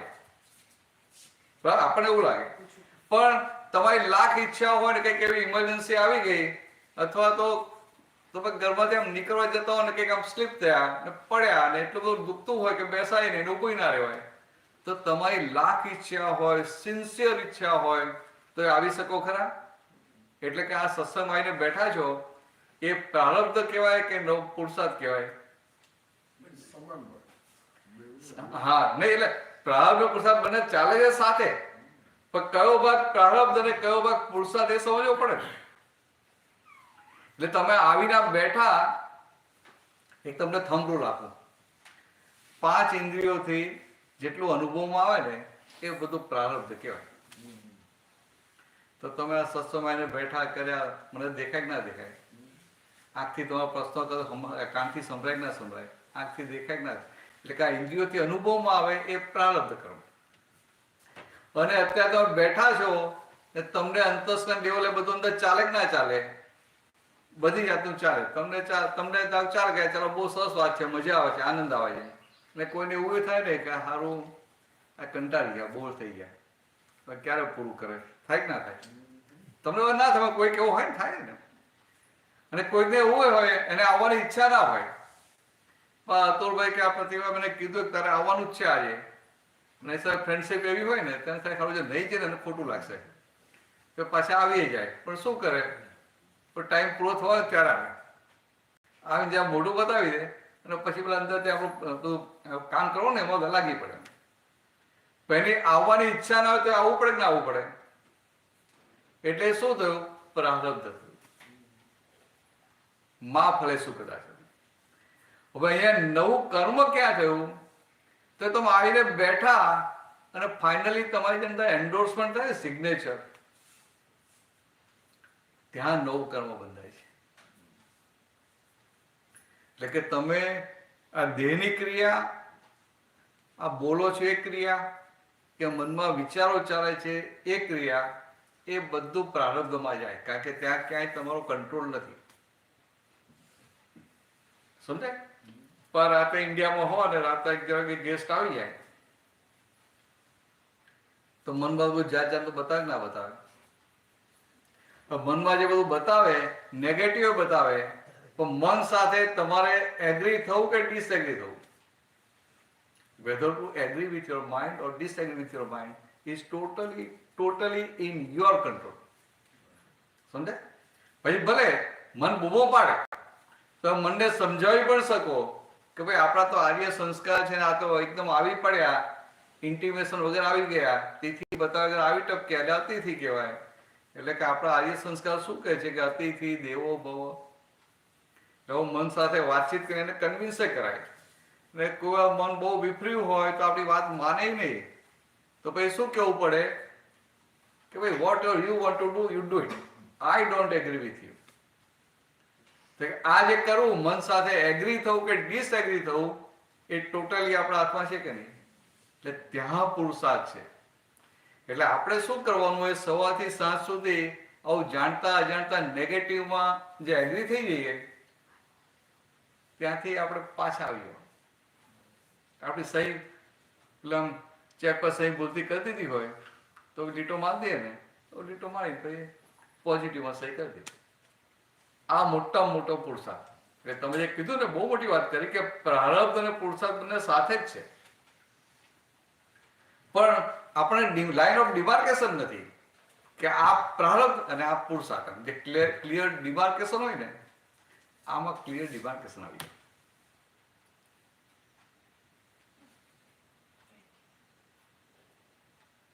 એટલે પૂછજો, આ પૂછવાની જગ્યા છે. તમારે પ્રતિભા કેવું કરવાનું? વચ્ચે પેલું જમવાનું છે પછી આવો પ્રતિભા પેલું જમવાનું વચ્ચે કરવાનું યોગિક છે ને? ના, આપણે 8 વાગે જ કરીશું. હા, તો વાંધો નહીં. બધા ભૂખ્યા થયા. કોઈને ભૂખ લાગે ના, એટલે મને વાંધો નથી. મને એક બ્રેક કે બાદ મને કેટલા વાગે કે 7:30 તો થઈ ગયા. 7:30 જેવું થઈ ગયા. 8 વાગ્યા. 8 વાગે. હા, ચાલો આપણે 20 મિનિટ છે કે પ્રશ્નો કરો તો કરી લો જલ્દી.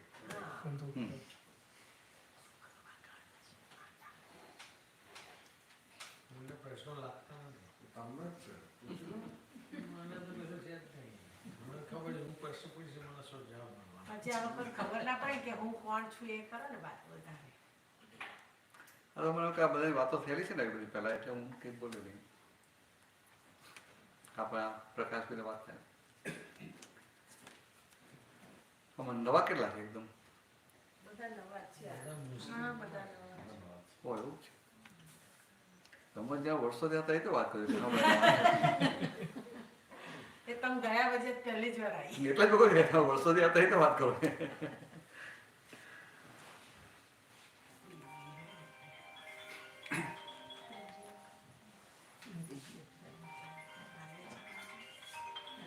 પ્રકાશભાઈ જો આ કહે છે કે હું કોણ છું ની વાત કરું, એક નવી વાત કરીએ આપણે. આ પ્રકાશભાઈ તો તમારું નામ છે ને? પાક્કું ને? એવું મને લોકો એ નામથી ઓળખે. હા બરાબર. એટલે લોકો તમને પ્રકાશભાઈના નામથી ઓળખે છે અને નાની ઉંમરથી તમે માની લીધું છે કે હું જ પ્રકાશ છું. બરાબર, એક સમજવા માટે.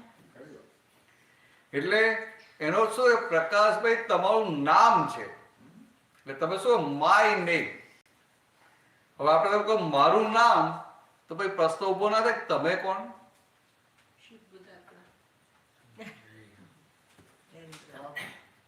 ભગવાનના આત્માનો અંશ. અરે વાહ, બહુ મોટું લઈ જતો. ભગવાનના આત્માનો, ભગવાન હોય નહીં, ભગવાનનો આત્મા અને એનો અંશ. ભગવાનનો એક અંશ. હા, ભગવાનનો અંશ. તો પ્રકાશભાઈ કેવું છે, ભગવાન ભગવાન છે, એટલે ભગવાન એના ટુકડા ના થાય.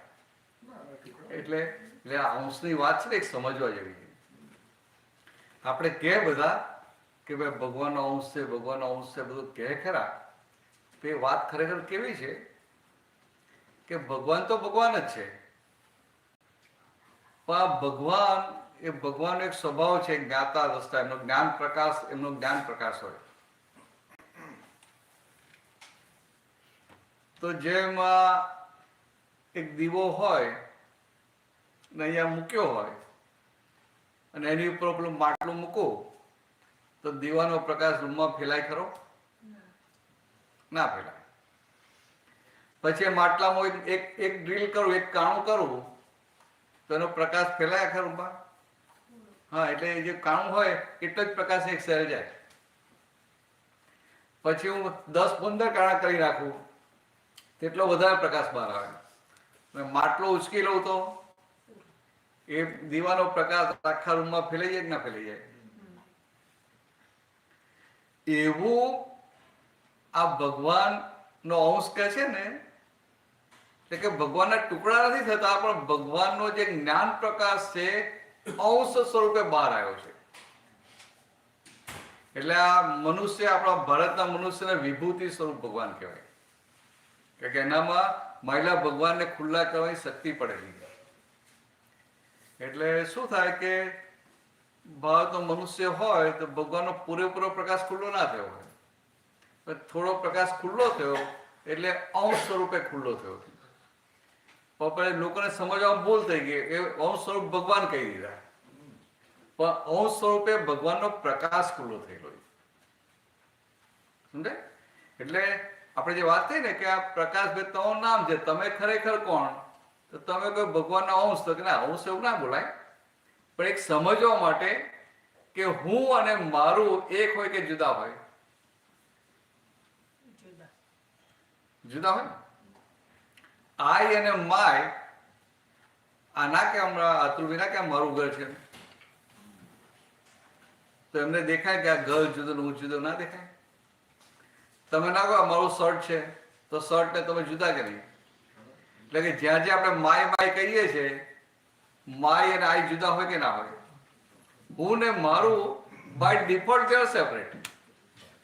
એટલે તમે શું કહો કે મારું નામ પ્રકાશભાઈ છે, બરાબર છે, એટલે ખરેખર પ્રકાશભાઈ તમારી જુદા થાય.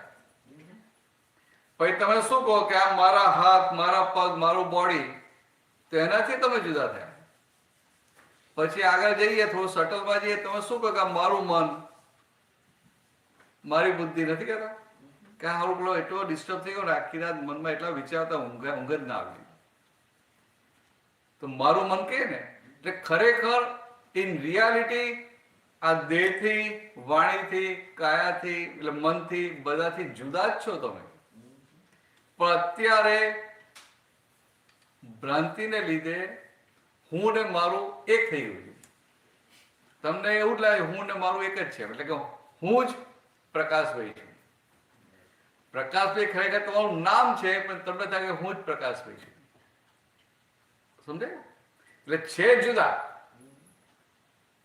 એટલે દાદા ભગવાને બહુ સાદી ભાષામાં એવું કીધું કે હું પ્રકાશભાઈ છું. એ શું થયું? તે ખરેખર તમે પ્રકાશભાઈ નથી, તમને આપવામાં આવેલું નામ છે. એટલે તમે માની લીધું કે હું પ્રકાશભાઈ છું, એટલે એને રોંગ બિલીફ કહેવાય. અજ્ઞાન માન્યતા, રોંગ બિલીફ. તો કે આ સૌથી પહેલી રોંગ બિલીફ હું પ્રકાશભાઈ છું એ. અને હું પ્રકાશભાઈ છું એ રોંગ બિલીફ ઊભી થઈ હોય તો એને પાછળ બીજી કેટલી બધી ચોંટી પડે.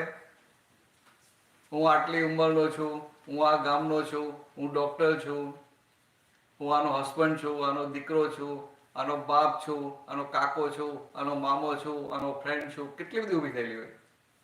તો એ બીજી બધી સબોર્ડિનેટ જે રોંગ બિલીફ છે એ ક્યારે ચોંટે? પેલી ફંડામેન્ટલ રોંગ બિલીફ હોય કે હું પ્રકાશભાઈ છું તો ચોંટે. સમજાય વાત? એટલે દાદા ભગવાને શું કીધું કે આ રોંગ બિલીફ એટલે શું? કે તમે ખરેખર જે છો એ તમે જાણતા નથી, અને જે નથી એ તમે માનીને બેસી ગયા. ખ્યાલ? તમે ખરેખર જે છો એ જાણતા, જે પ્રકાશભાઈ નથી એ માનીને બેસી ગયા. એટલે એને શું કહેવાય? અજ્ઞાનતા. કઈ અજ્ઞાનતા? નિજ સ્વરૂપની અજ્ઞાનતા. અજ્ઞાનતા એટલે ઇગ્નોરન્સ, સેલ્ફ ઇગ્નોરન્સ. એટલે કે તમે ખરેખર જે છો એ જાણતા નથી, અને જે નથી એ થઈ બેઠા અને એ થઈને આખું જીવન જીવો છો. એટલે આખું જીવન તમે જીવો તો શું તમારા માટે કશું જ ના કરો. જે નથી એના માટે આખું જીવન આપી દીધું. હવે કેટલી મોટી ભૂલ ના કહેવાય? તમે પ્રકાશભાઈ નથી અને છતાંય પ્રકાશભાઈ થઈને જીવો છો, અને આખું જીવનના બધા કલાકો કે આ બધું છે કોના માટે કરો? પ્રકાશભાઈ માટે જ કરો ને. અને તમે પોતે રિયલી સ્પીકિંગ પ્રકાશભાઈ છો નહીં, ને તમે રિયલી સ્પીકિંગ જે છો એના માટે એક સમય કાઢ્યો નહીં. એટલે આને બહુ મોટી બ્લન્ડર કહેવાય અધ્યાત્મમાં. રોંગ બિલીફ એટલે આ બ્લન્ડર. એટલે આ બ્લન્ડર તોડવાની હોય. એટલે કે તમને આ જે રોંગ બિલીફ છે હું પ્રકાશભાઈ છું એ ફ્રેક્ચર થાય, ને તમે ખરેખર જે છો એ સેટ થાય, ત્યારે તમને પોતાનું એટલે કે આ ઇગ્નોરન્સ ગઈ કહેવાય. હું કોણ છું એ ભાન થયું કહેવાય. અને આ હું કોણ છું એ ભાન થાય ને એટલે પછી આ જે ડુઅરશીપ વાળો ભાગ છે ને, હું કરું છું, હું કરું, એ બધું આખો અંદરથી જતો અંદરથી ડિઝોલ્વ થઈ જાય. બહાર દેખાય, બહાર બધાને દેખાય કે આ પ્રકાશભાઈ પ્રેક્ટિસ કરે છે, આ બધું દેખાય. સમજે કે આ દવાખાનું આ ચલાવે છે બધું દેખાય, પણ અંદર ખાને તમને એ પ્રકાશ બધી છૂટા પડી જાય.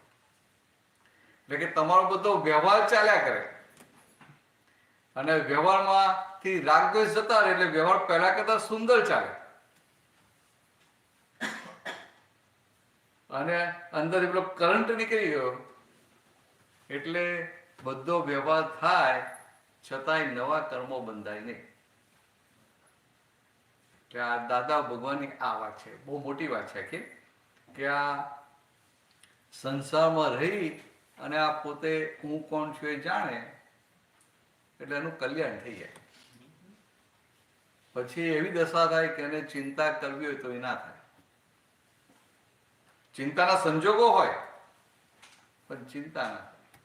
ટેન્શનના સંજોગો હોય, વ્યવહારમાં ગૂંચવાડાવાળા સંજોગો હોય, તો એ પછી એને અડે નહીં, એને અંદર મુક્તતા રહે. અને પછી એમાં દખલ ના કરે એટલે પણ કુદરતી સોલ્વ થયા કરે. અને આપણે શું કરીએ? કંઈ પણ પ્રોબ્લેમ હોય, ગૂંચવાડો હોય, પઝલ હોય એટલે એમાં દખલ કરવા જઈએ, એટલે પેલું કુદરતી જે સોલ્વ થતું હોય ને બગડી જાય.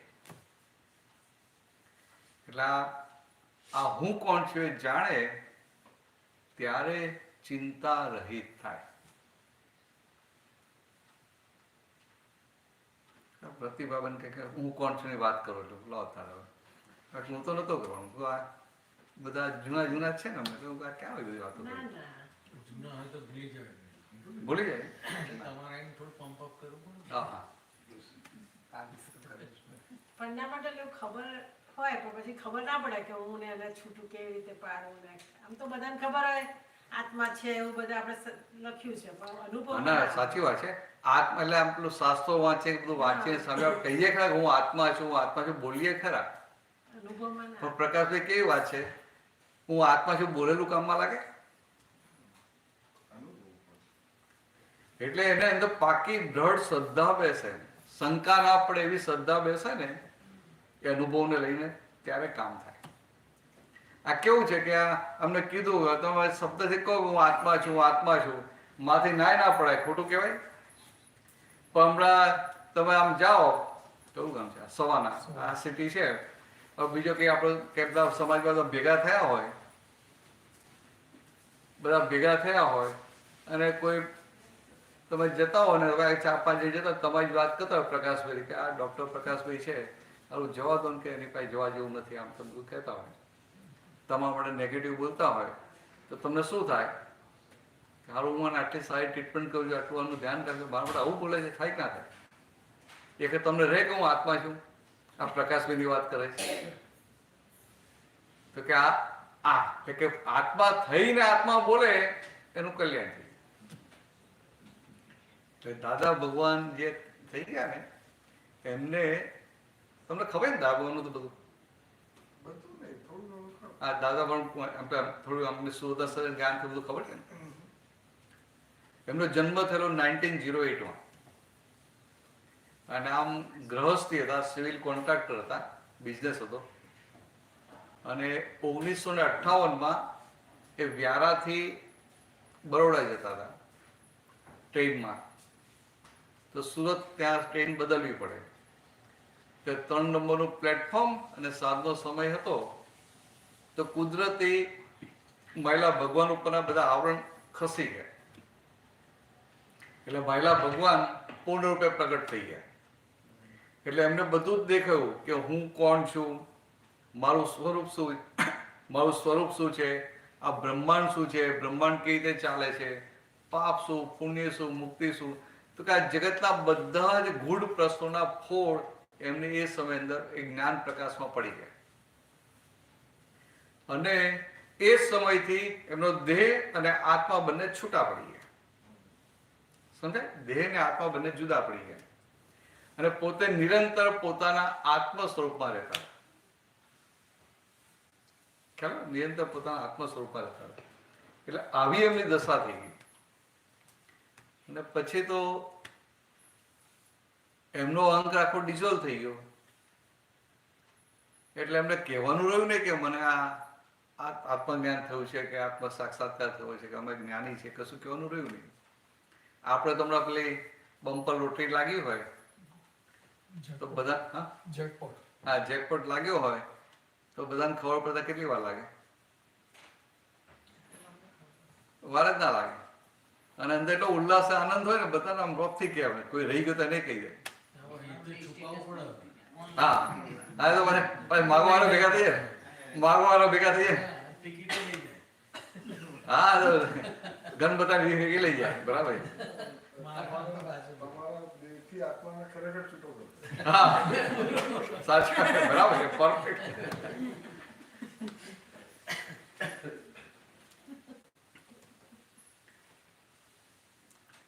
એટલે આ લોટરી લાગે ને એવું આ દાદાઓને લોટરી લાગી પણ આ તો પૈસાની કેવી આમ રિલેટિવની કહેવાય એટલે કે આ ટેમ્પરરી ભૌતિક સુખની કહેવાય અને દાદાને કાયમનું સુખ એની લોટરી લાગી અને એ લોટરી લાગી એટલે ઇગોઇઝમ જતો રહ્યો હવે અહંકાર જતો રહે તો કોઈને કહેવાય કેવી રીતે કે મને આવું થયું છે અહંકાર હોય ને હું કહું કે ભાઈ હું ડોક્ટર છું પણ અહંકાર જ જતો રહ્યો કહે શું આમ અહંકાર જતો રહે કેવો વ્યવહાર કે પૂછે એટલું કહેવાનું હોય. તો 4 વર્ષ સુધી એમની આજુબાજુના બધા કહે ખરા કે આ દાદા એટલે આ અંબાલાલ કાકા સુપર હ્યુમન જેવા છે, ભગવાન જેવા છે, આવું એ કે. પણ કોઈને બીજો ખ્યાલ ના આવ્યો કે અમને આ આખું આમ કે આ છૂટું પડી ગયું છે, આત્મજ્ઞાન થયેલું છે, હવે આ નિરંતર પોતાના આત્મ સ્વરૂપમાં સ્થિર રહેશે એવો ખ્યાલ નહીં આવે. પણ બીજું બધું કેમ કે ભગવાન જેવા છે, આજુબાજુ હતા મામાની કુલમાં બધા, આવું બધું કેમ. તો એમને એ જે છૂટા પડ્યા પછી 4 વર્ષ પછી ચંદ્રકાંતભાઈનો સંજોગ ભેગો થયો. ચંદ્રકાંતભાઈ એમના ભત્રીજાના દીકરા હતા. એટલે ચંદ્રકાંતભાઈના ફાધર બીમાર હતા, એ નર્સિંગ હોમમાં ત્યાં હતા. દાદા રોજ સાંજે જાય ત્યાં બેસે એમ. એટલે ચંદ્રકાંતભાઈ નાનપણથી દાદાને જોયેલા અને એમને જોયું કે આ દાદા એમના ફાધરના કાકા એટલે દાદા કે દાદા પહેલા હતા અને અત્યારે છે કે બહુ મોટો ફરક છે એમ. એટલે એમને થાય કે દાદાભાઈ કંઈક છે, પણ બીજો એમને ખ્યાલ નતો આવ્યો. હવે એ પોતે શ્રીમદ રાજચંદ્રના આપણા પુસ્તકો બધું વાંચતા હતા. એટલે એમાં લખેલું કે પ્રત્યક્ષ જ્ઞાની પુરુષનો યોગ મળે, તમને જો પ્રત્યક્ષ જ્ઞાની મળે તો કે એને સર્વભાવ સમર્પણ કરીને પૂઠે પૂઠે ચાલ્યો જજે, અને પછી મોક્ષ ના મળે તો મારી પાસે લઈ જજે, એવી ગેરંટી આપેલી. એટલે એમને શું થાય કે આવા પ્રત્યક્ષ જ્ઞાની મને આ જન્મમાં મળશે ખરા, એ એમને અંદર પ્રશ્ન રહ્યા કરતો. એટલે એમણે દાદાને પ્રશ્ન કર્યો કે દાદા મને કે આ શ્રીમદ આવું કહ્યું છે અને કે આ ઉંમર તો થતી જાય છે, મને કે આ દેહે જ્ઞાની ભેગા થશે? એટલે આવું કીધું ત્યારે દાદાએ કહ્યું કે આ તારો દાદો જ જ્ઞાની છે. સમજે?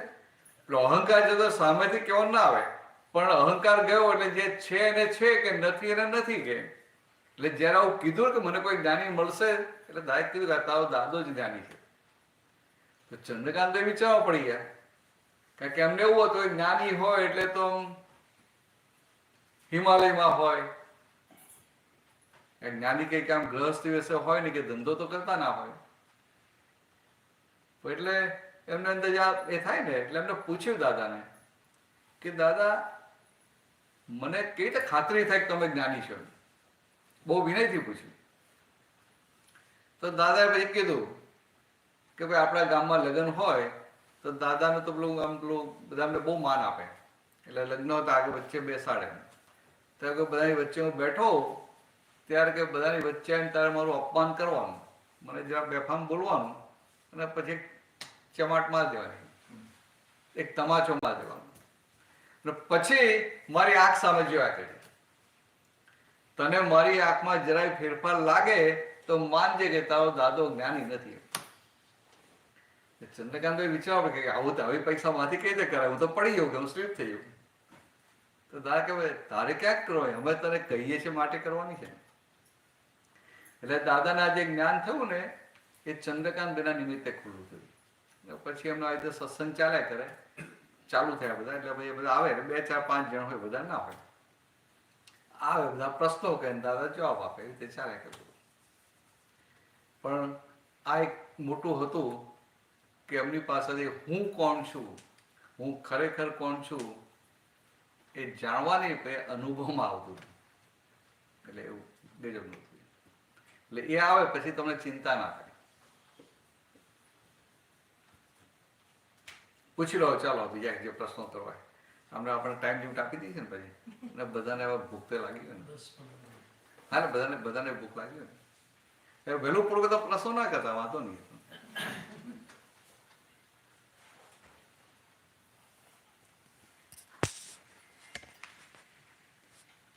તમે લોકો પૂછો ને બીજા બધા, તમારે કઈ નથી પૂછ્યું?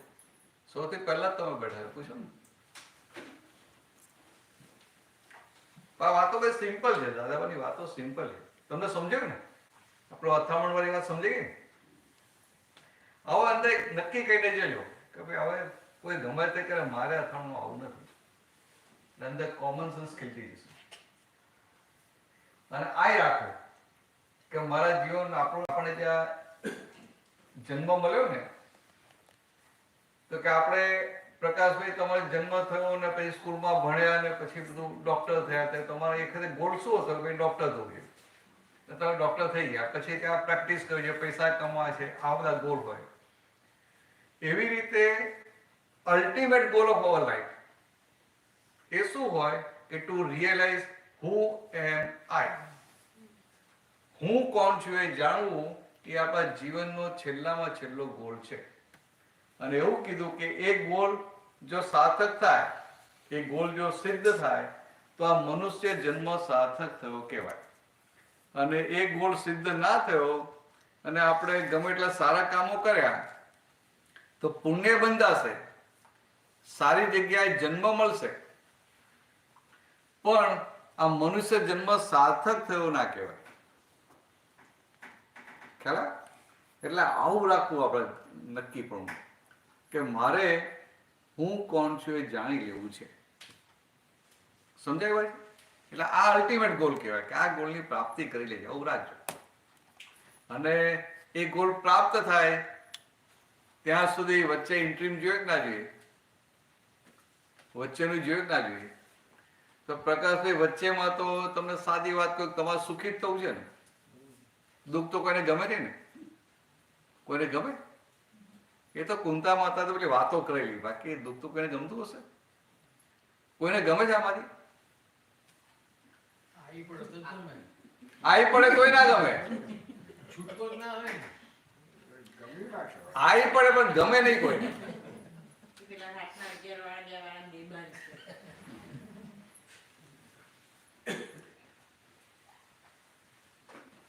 એટલે તમારે સુખી થવું છે ને, બરાબર? એ તો વાત સાચી ને, સુખી થવું છે તો એક ચાવી નાની આપી દો સુખી થવા માટે.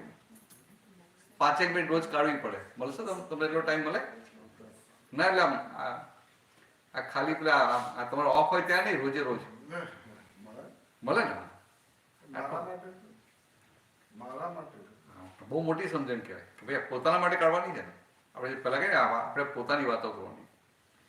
તો બહુ સાદી વાત છે પણ ઇટ્સ રિયલી સાયન્ટિફિક. બહુ સિમ્પલ છે પણ સાયન્ટિફિક છે. એ દાદા ભગવાને આપેલી વાત છે આખી. દાદા ભગવાન તમને શું કીધું કે તમે સવારે જ્યારે ઉઠો, જ્યારે પણ ઉઠો, 5 વાગે, 6 વાગે, 7 વાગે, તો સૌથી પહેલા તમે જે ભગવાનને માનો છો અથવા તમારી અંદર જે અંતર્યામી ભગવાન છે એની પાસે 5 વાર હું બોલાવું ને એટલી શક્તિ માગી લેજો. હું બોલાવું છું એકવાર.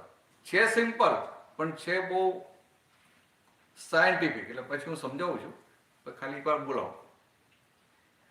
પ્રાપ્ત મન વચન કાયાથી, પ્રાપ્ત મન વચન કાયાથી આ જગતના આ જગતના કોઈ પણ જીવને કોઈ પણ જીવને કિંચિત માત્ર પણ કિંચિત માત્ર પણ દુઃખ ન હો, ન હો, ન હો.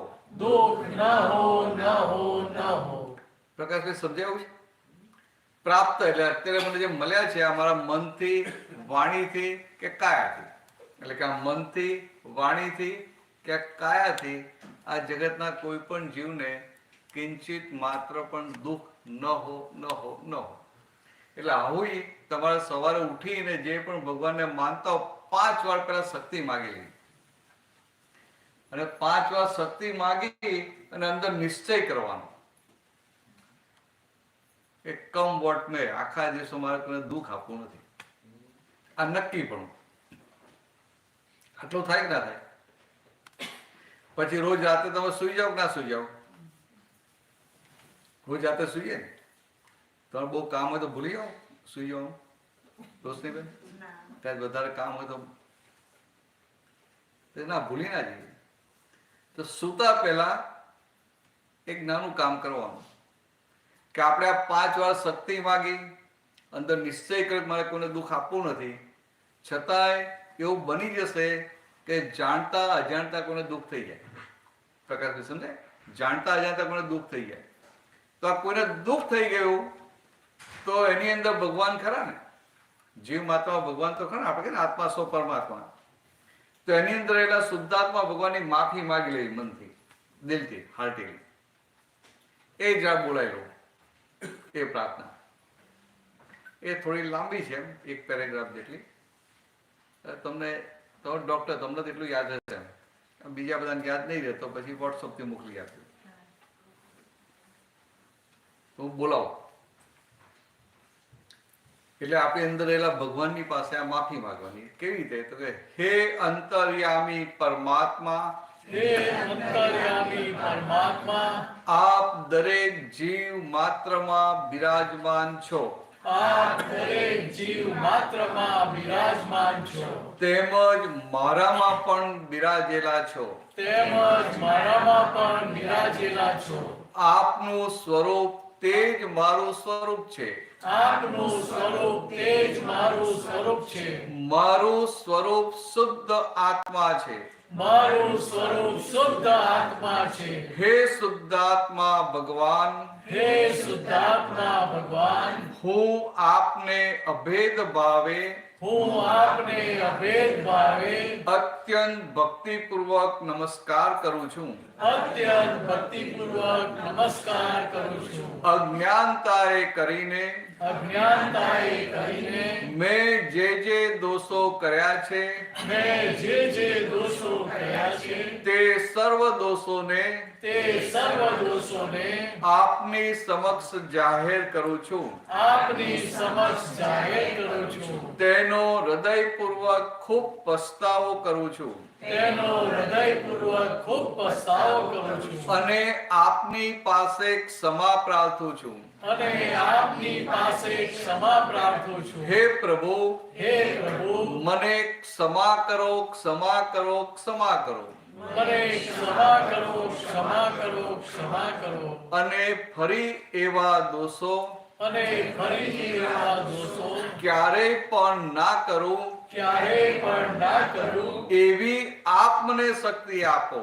એવી આપ મને શક્તિ આપો. હે શુદ્ધાત્મા ભગવાન, હે શુદ્ધાત્મા ભગવાન, આપ એવી કૃપા કરો કે આપ એવી કૃપા કરો કે અમને ભેદભાવ છૂટી જાય અમને ભેદભાવ છૂટી જાય અને અભેદ સ્વરૂપ પ્રાપ્ત થાય. અને અભેદ સ્વરૂપ પ્રાપ્ત થાય. અમે તમારામાં અમે તમારામાં અભેદ સ્વરૂપે અભેદ સ્વરૂપે તન્મયાકાર રહીએ. તન્મયાકાર રહીએ. જય સચ્ચિદાનંદ. જય સચ્ચિદાનંદ. પ્રકાશભાઈ સમજાવ્યું છે ને? પ્રાર્થના સમજાવી છે ને? તો કે આ જે બોલે અજ્ઞાનતા કે મેં જે દોષો કર્યા છે એ વખતે જોઈ લઉં કે આખા દિવસમાં આપણે 3, 4, 5 ભૂલો થઈ છે, કોઈને દુઃખ થયું છે તો એની મનમાં માફી માંગી લે. આટલું કરી લે. આ વસ્તુ લાગે સિમ્પલ પણ છે પ્યોરલી સાયન્ટિફિક છે.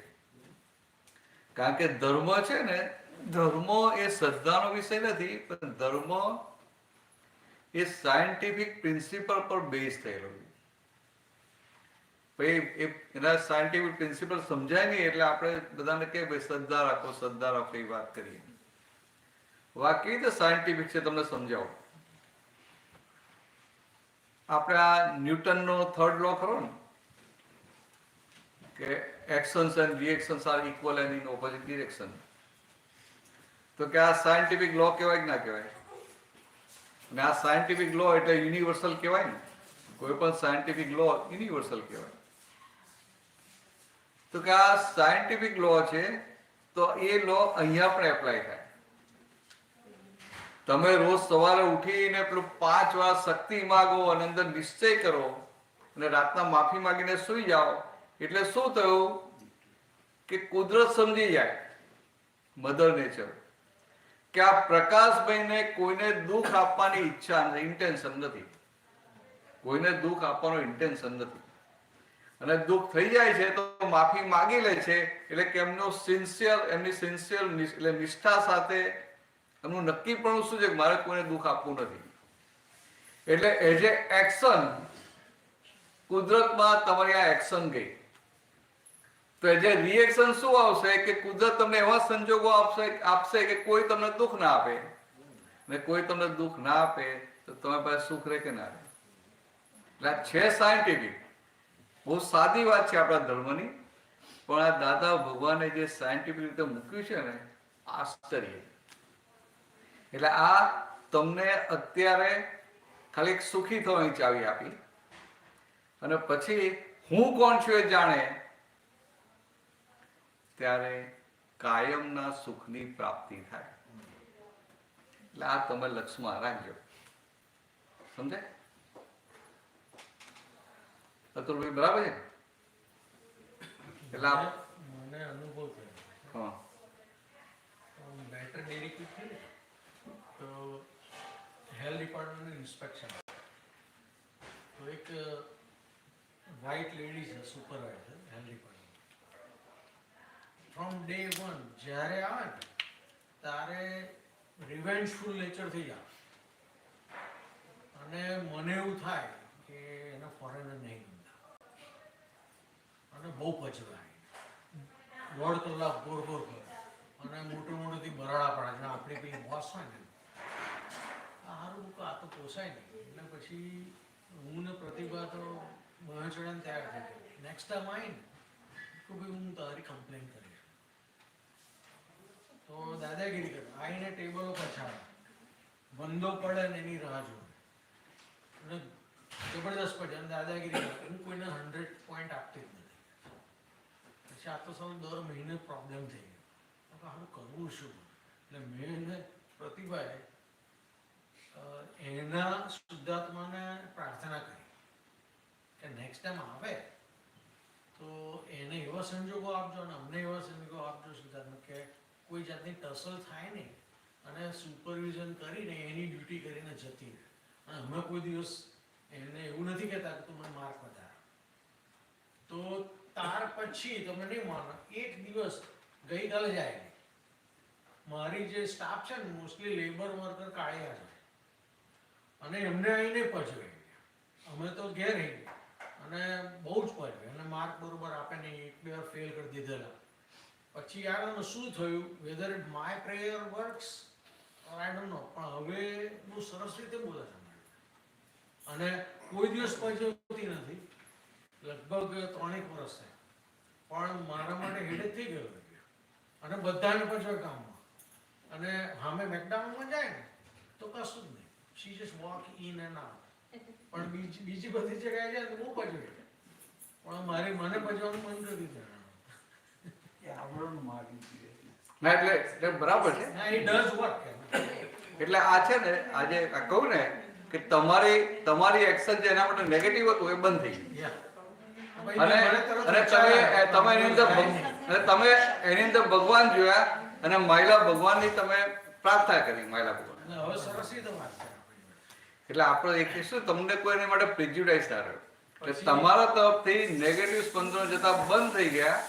કારણ કે એના જે નેગેટિવ સ્પંદન આવે સામે તમને પણ નેગેટિવ થઈ જાય, એટલે સામે તમારા નેગેટિવ જાય, એટલે સ્પંદનો બધું કરતા નેગેટિવ મલ્ટીપ્લાય થતા. હવે તમારા પોઝિટિવ થયા, એટલે એના નેગેટિવ સ્પંદનો નલીફાઈ થઈ ગયા. પછી બીજો રીઝન દાખલો, મારે થોડી રેન્ટલ પ્રોપર્ટી, એક ઘર લીધું છે ને, તો નવેમ્બર-ડિસેમ્બરમાં 2 મહિના માટે હું ઇન્ડિયા ગયો. જતા પહેલા એક માણસને હાયર કરેલો વુડ ફ્લોરની પોલિશ કરવા માટે, આખા ઘરમાં વુડ ફ્લોર છે. તો I got in touch with him through my real estate agent. એણે એવું કહ્યું કે સારો માણસ. તો પેલો ભાઈ મારે 50% એડવાન્સ જોઈશે, તો મેં મારી એજન્ટને ફોન કર્યો કે આ એનો વાંધો નહીં. હવે 2,500નો ચેક લખીને હું ગયો. પછી હું આવ્યો, એને કામ જ નહીં કર્યું. તો પછી મેં એને ફોન માર્યો કે મને હાર્ટ એટેક આવ્યો, એટલે મારાથી કામ થાય એવું નહીં. પછી 5 મહિના અમે રાહ જોઈ, ઘર બંધ પડ્યું છે. પછી ફાઇનલી મેં એને પૂછ્યું, ભાઈ તું મને મારા પૈસા પાછા આપી દે. મારે ત્યાં જો ધંધો કરવો નથી, અને એમ કહું હું મારે બીજાનો ધંધો પડશે. તે કશું કામ કર્યું નથી, એકાદ રૂમ કરેલી એને કંઈ જે રીતે. એટલે પછી મને તો થયું જ કે પૈસા ગયા આપણા. પછી એણે મારી એજન્ટને ફોન કર્યો કે mister Patel doesn't want me to work, અને આઈ એગ્રી વિથ હિમ કે 5 મહિનાથી મારું થયું નહીં કામ. તો કે હું તમને ચેક આપી દઈશ, કે છે તું એને પૈસા આપી દે. કે આજકાલ અમારે ચેક આવી જશે. એને થોડું કામ કરેલું. મેં કીધું તારે પૈસા કાપવા તો કાપી લેજે, 2-3 પેલા ડબલા લાયેલો પેઇન્ટના. એટલે હું શું કહું છું કે આ તમારા તરફથી અંદર એટલે તમને મેં ક્રોધ નતો રાખ્યો કે આ નકામો છે, નાલાયક છે. કોઈ સર્કમસ્ટેન્સીસ હતા, તું ના કરી શકો એવું મને પૈસા પાછા આલી દે. એટલે આપણી તરફથી નેગેટિવિટી ઊભી ના થઈ, એની પર આપણે એલિગેશન ના કર્યું, એને દોષિત ના જો, આ જે બધી વસ્તુ છે ને આ બહુ કામ કરે. અને થઈ જાય તો હું એના શુદ્ધાત્માને માફી માંગી, એન્ડ ઓફ ધ ડે ભાઈ મારાથી થયું હોય તો માફ કરજે. but it does work somewhat point.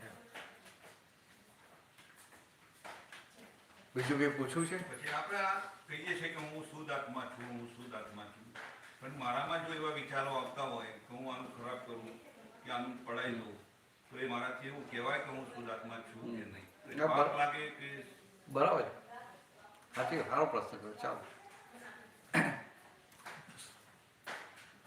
એવું છે, તમે ધ્યાન લીધેલું છે ને? હા હા, લીધું છે ને? હા. તો કેવું છે, તમે જે કહો છો હું શુદ્ધાત્મા છું, શું નામ શું તમારું? વિનોદ. વિનોદભાઈ. એટલે આ જે બીજું બધું આવે છે, શુદ્ધાત્મા જુદા ને વિનોદભાઈ જુદા કે નહીં? બંને જુદા. હવે વિનોદભાઈના ભાગમાં બધું થયા કરે, પણ તમે વિનોદભાઈથી જુદા કે નહીં? એટલે તમે વિનોદભાઈથી જુદા છો અને તમે એટલે કહી શકો હું શુદ્ધાત્મા છું, પણ વિનોદભાઈ થઈને હું શુદ્ધાત્મા છું બોલો તો ના ચાલે. સમજાય? જુદા પડ્યા માટે બોલી શકો.